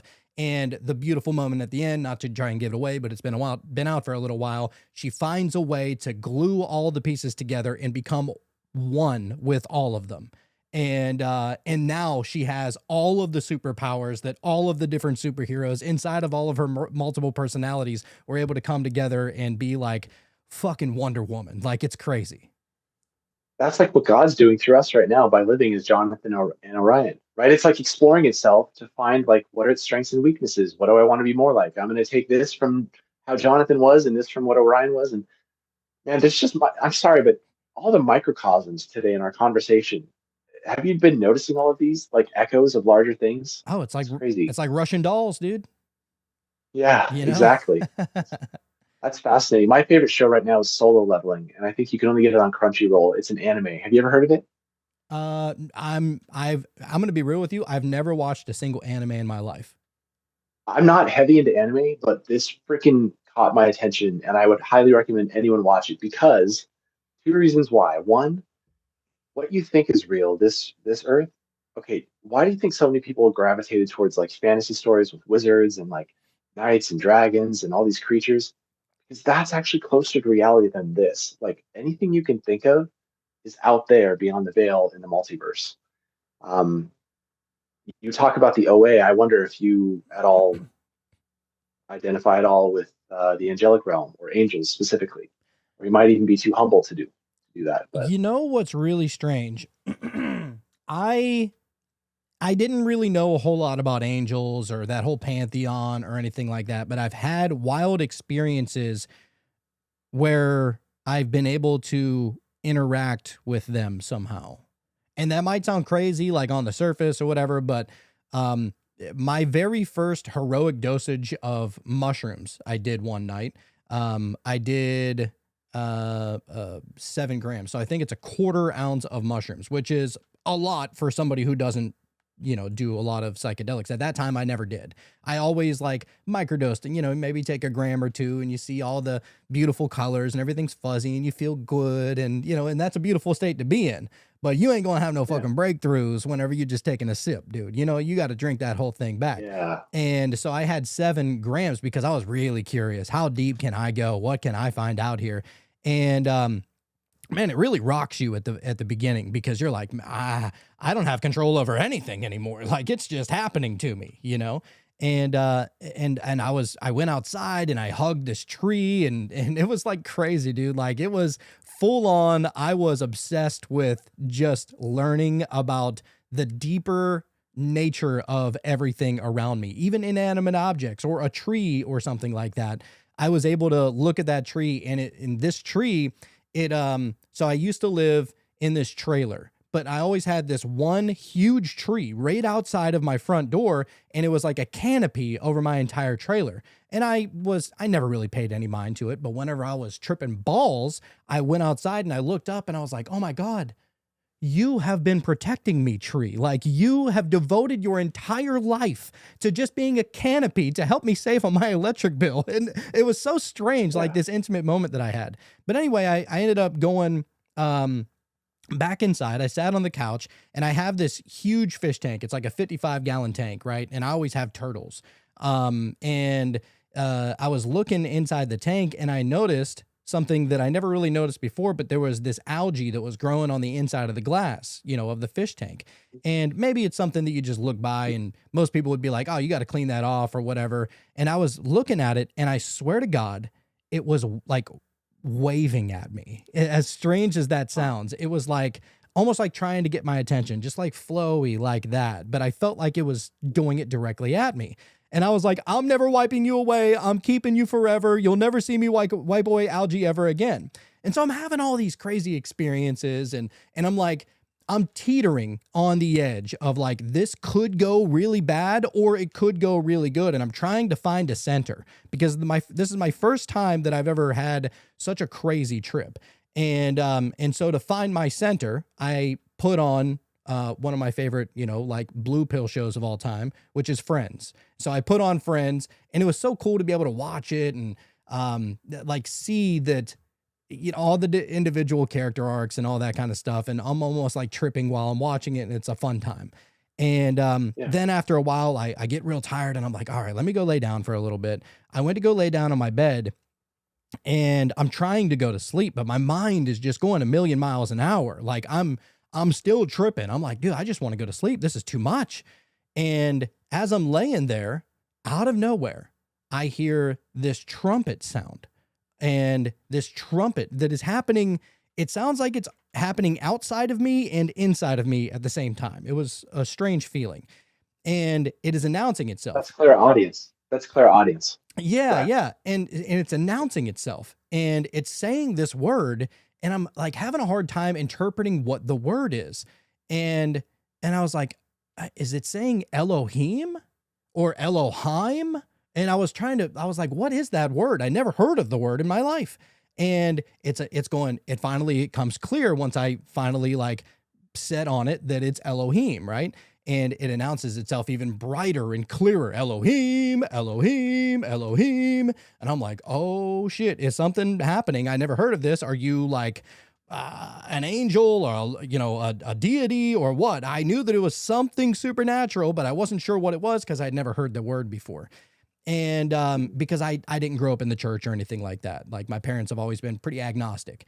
And then I got the strange sensation that I could ask it questions. And so I'm asking it all of these questions. And the answers are the answers to every question that I have are coming faster than I can even process the question. So I'm like halfway through the question and the answer's there.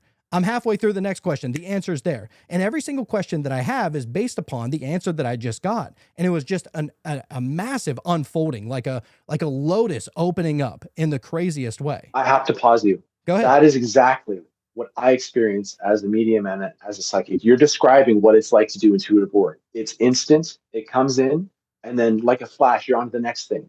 Comes in, next thing. What's the story behind that? Next thing. And it just drills deeper. Keep going, please. Wow. Yeah. So, I mean, so all of this is happening, and I try and think back and try and remember exactly what that conversation was, because the conversation, the questions, the answers were so layered and so full of depth that me on my conscious waking mind, whenever I'm not trying to think too deep about anything, I can't grasp some of the concepts that were talked about. So I've gone so many times within deep meditation after that to try and rediscover some of the questions and some of the answers.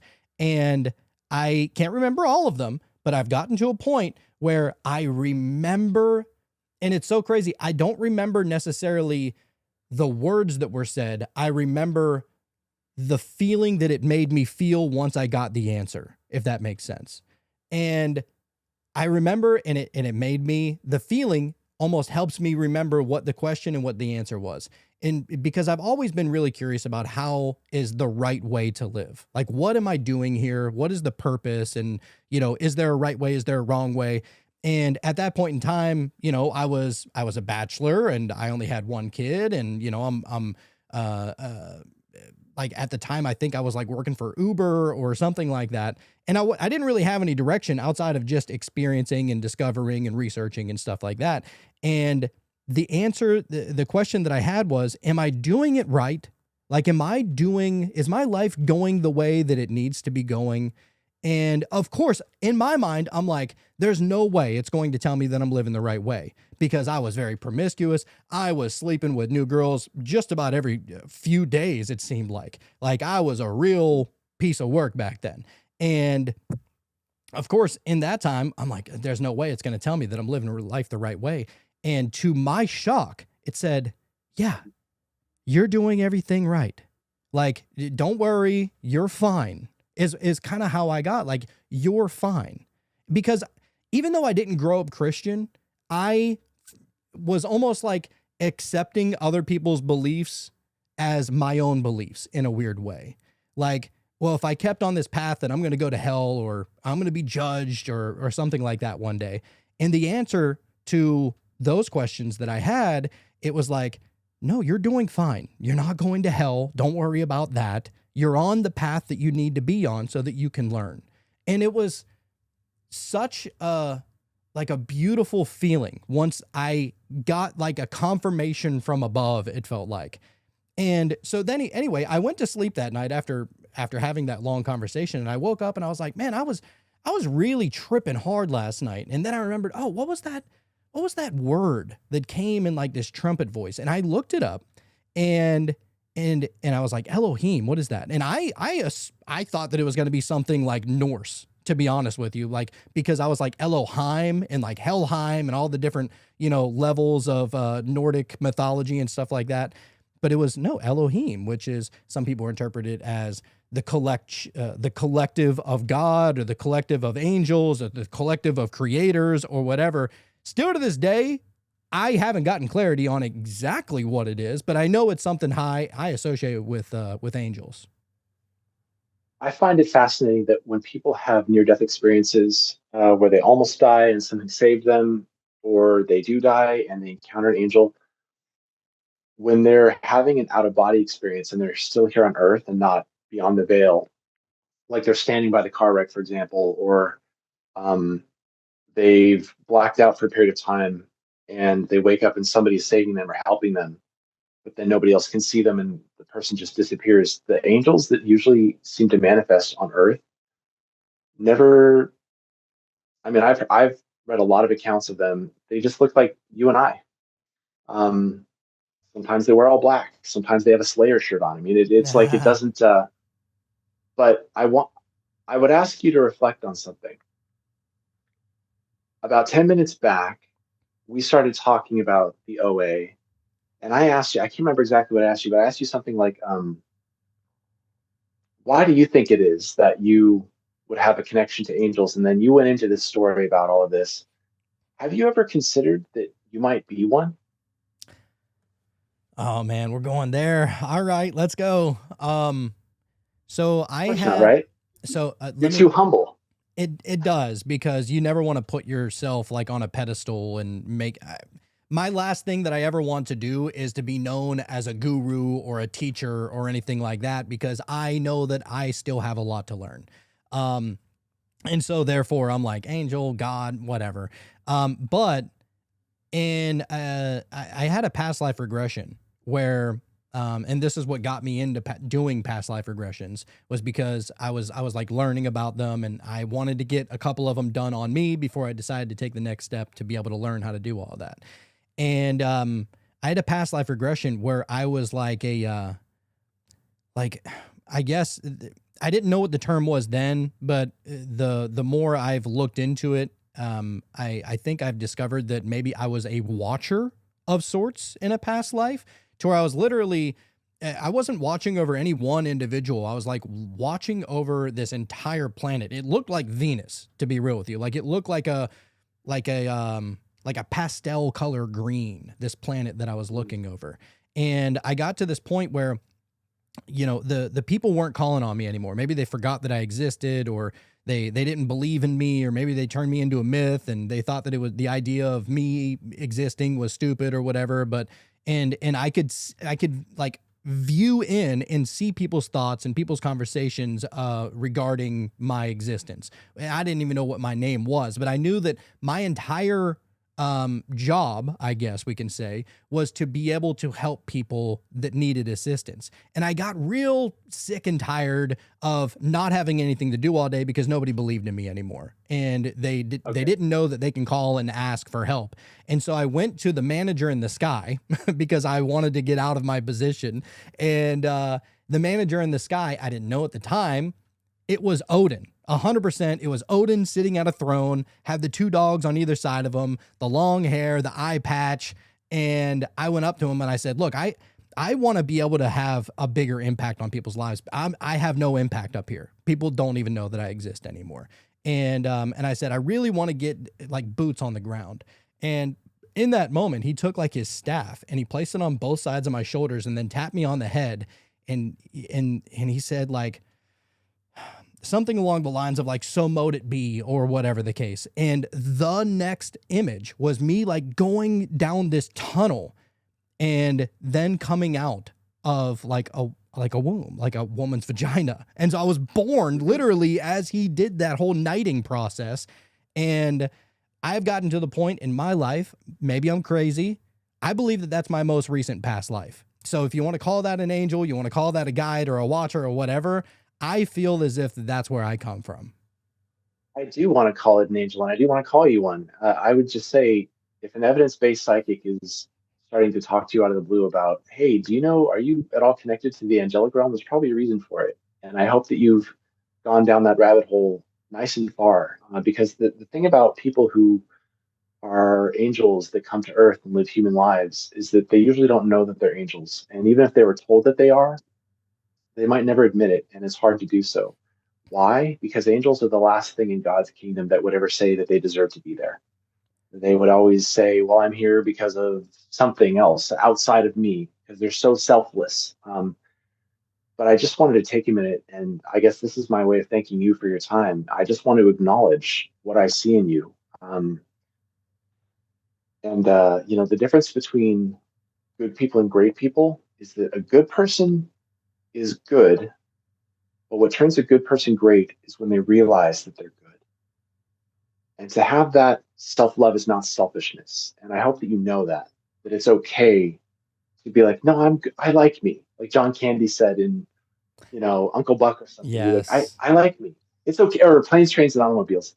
It's okay to love yourself too. I'm bringing this up because I can always see it in people when I read them if they are from that realm or not. And I'm not kidding you. This is very real to me. I'm saying this from my heart of hearts. But they never know it about themselves. And most of them have gone through a lot of abuse and a lot of trauma. It's like they're the ones that come down here and take on all the weight of the world. So I don't know. I just wanted to say that I acknowledge that, and I hope that you see it in yourself. That's all. That's all. Wow. Thank you, dude. Thank you. That does mean a lot to me. I really appreciate that. Um, I, just to like get extra weird here, I like forgot about this until you just mentioned that. And the people on this show, they've heard this story before, but I want you to hear this. So Okay. before I started this podcast, I used to run another podcast called The Cult of Conspiracy. And at first, it was just like I had wanted to start this podcast, that podcast, because I had heard other conspiracy podcasts, and I was always so like amazed by it. And I would hear, some of my favorite conspiracy podcasters, and I'd be like, I'm not saying that I could do it better than them, but I feel like I can do that, and it was just something that I was interested in. And the show became, it started growing and everything like relatively quick. And then my original co-host, he decided to quit because it was like weighing on him too much. It was like too much for him to handle. This was going on when, all the vaccines and all that other nonsense was happening in 2020. And, Mhm. and in that moment, he stepped away. And then there was this guy who, which is actually my brother-in-law. He said, "Hey, I have this friend. If you want to have him come on your show sometime, he also runs a podcast." And in that moment, we had him on the show like one or two times, and then I finally got him to come on the third time. But this was after my original co-host had walked away, and I'm just going back and like remembering all this, and there's so many pieces to this, but like. He eventually becomes my co-host, and the show blows up. Like, it gets super big, and we were making such great money. We were connecting with so many amazing people and going down the deepest rabbit holes and everything like that. And he tells me this story, and he's a very, he's a very staunch in his beliefs Christian man, still is to this day. And I love him. Great guy. I know he is if I ever had to kill somebody, I know that I can go and ask him, and he would be like, "Let's do it right now." He's that kind of guy. Absolutely love him.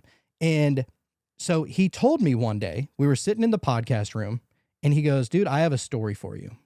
And he goes, "I just want to show you that it's a weird coincidence that I ended up podcasting with you of all people." And I'm like, "Okay, I'm all here for the coincidences." Of course, that's not what I call them, but and he tells me this story, and he goes, "Well, whenever I was younger, I used to always be haunted by this demon." And he would say it looked like this. At first, he was like a little kid. He was like 5 or 6 years old. And he would go out to the playground, and he would, it'd be during recess at school. And he'd go out to the playground, and he noticed that his grandmother was swinging on the swing set out there. And nobody else ever noticed that she was there because he knew that she was dead. She had already died. But he thought that maybe, she had come back to life, or maybe she didn't die. He's a little kid. The mind of a little kid is very open. So he goes and he's talking with her, and he's swinging with her, and it's his grandma, right? In his mind, that's his grandma.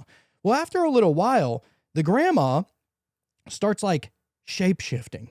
And he goes, this grandma, she starts to get uglier. She gets a bigger nose, and then her feet are off of the ground, and she starts getting real mean and all this stuff. Anyway, long story short, she ends up shape-shifting into what he called a demon.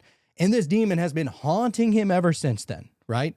And so he's having all these terrifying experiences. He's seeing this demon in his dreams. He's seeing this demon like right before he's about to fall asleep, whenever the veil is kind of thin like that, and as soon as he's about to wake up, and all that kind of stuff, right?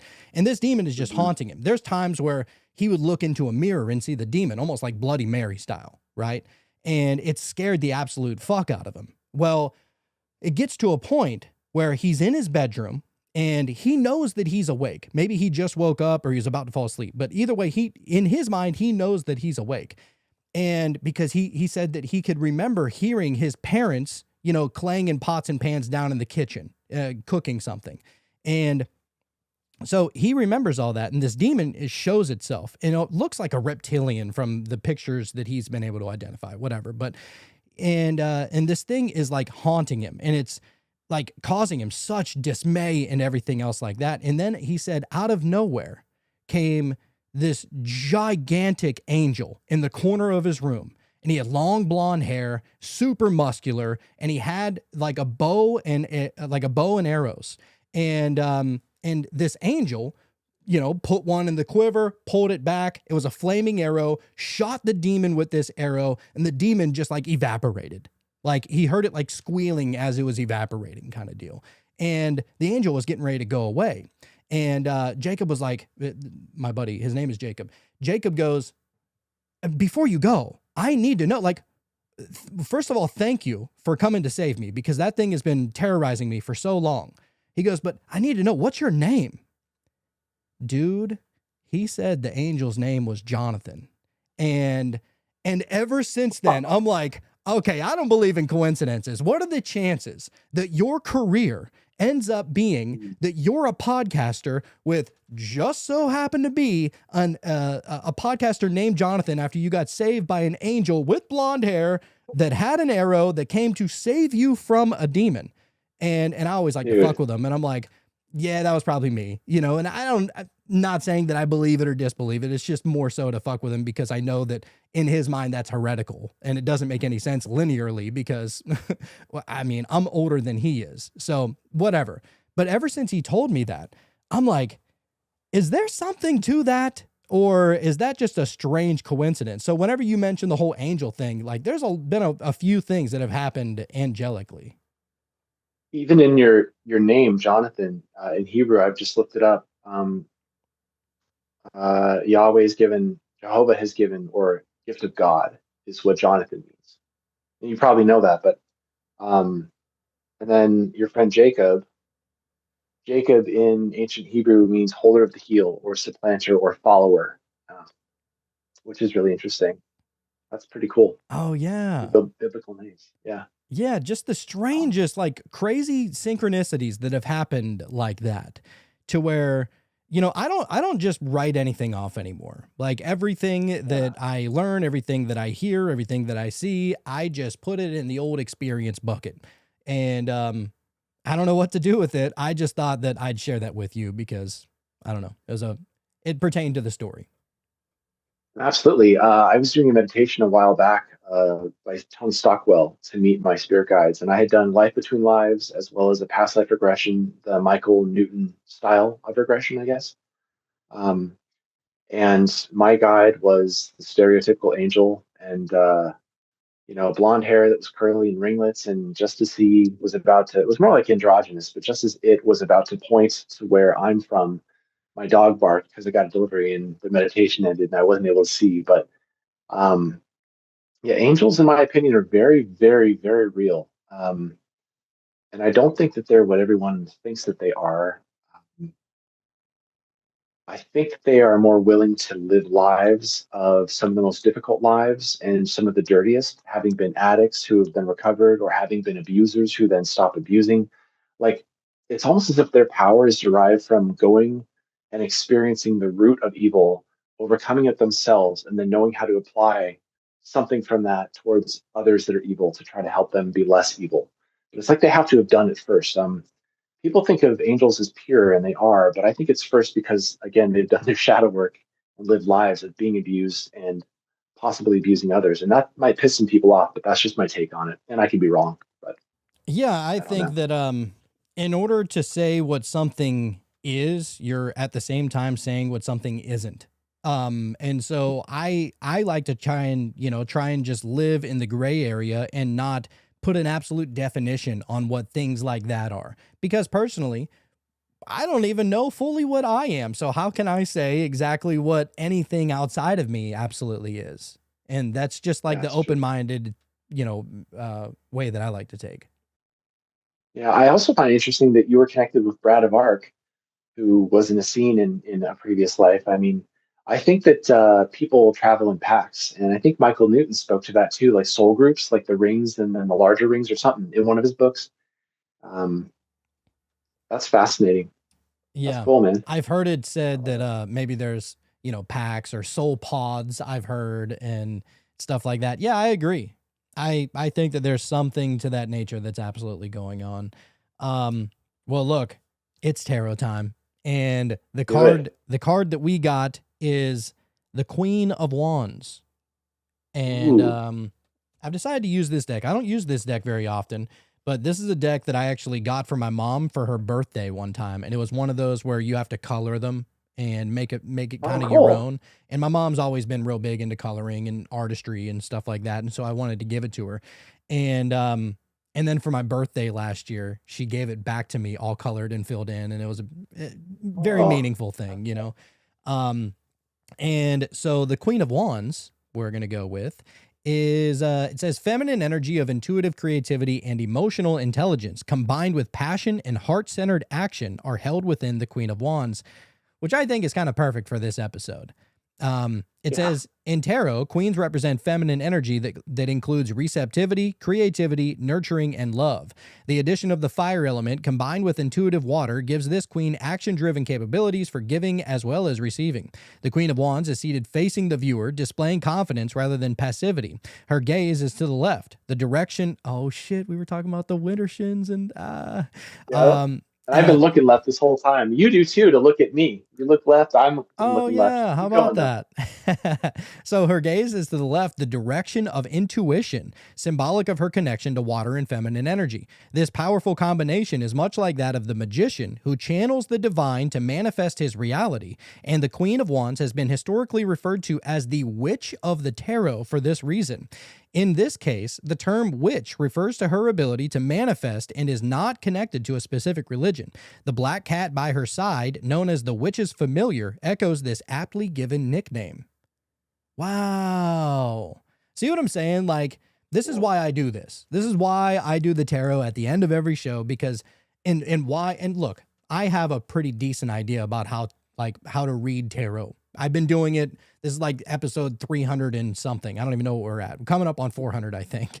Wow. And and so I've read a lot of tarot but I always refer back to this book, not because I don't exactly know what they mean, but because there are certain sentences and phrases that are in this book that seem to mirror a lot what we were talking about in the episode. And so in that way, I like that it's almost like it's showing you that it's like confirming what was going on in the show. This is the way I look at it. Um, Absolutely. yeah, but that is so crazy. And then there's a spiritual aspect that I always also like to read as well. It says, focus on cultivating your intuitive powers within your spiritual practice and manifesting your dreams into reality. This may mean spending time in nature to rejuvenate your energy and spirit before returning to your responsibilities. Take initiative to work on healing any blocks to your self-esteem and sense of self-worth. You are becoming more confident, which will lead to immense personal growth and improved relationships. Um, My God. the card itself for me symbolizes two people who were born in male bodies, but who seem to be in tune with the divine feminine. So I just have to say what an honor it's been to talk to another guy who is in tune with that current, because it's just nice. It's in the world. It's not that common.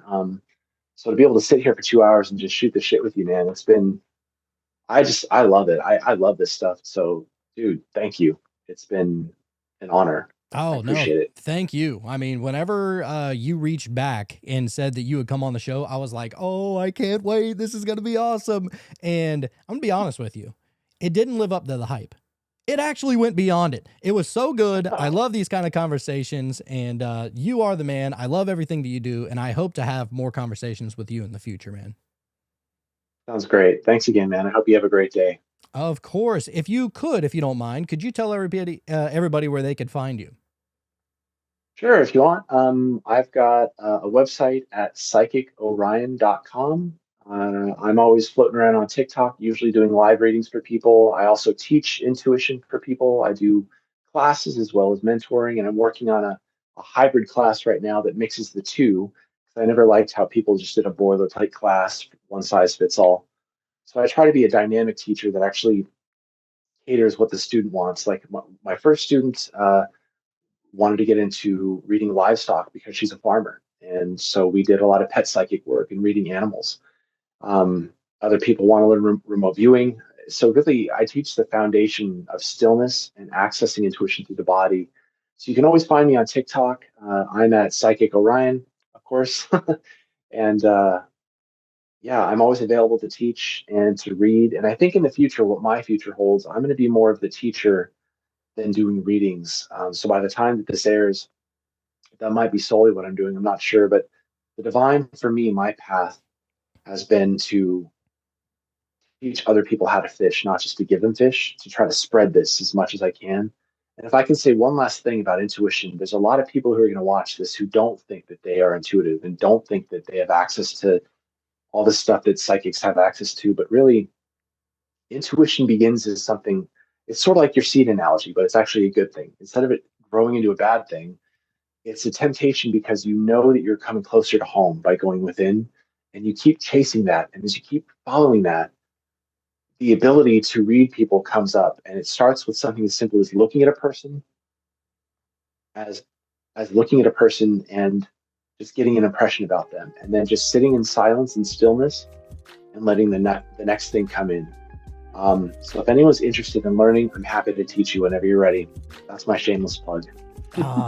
So good. I highly recommend everybody to go check out Orion's TikTok and everything that he has. It's such a wonderful rabbit hole to dive into. Look, if you're going to be scrolling on TikTok, you may as well go and just be amazed at every single video that you're looking at, because that's what really, you know, magnetized my attention right to you. So I really appreciate you coming on. We're going to have all those links down in the show notes for anybody that wants to be able to go and watch.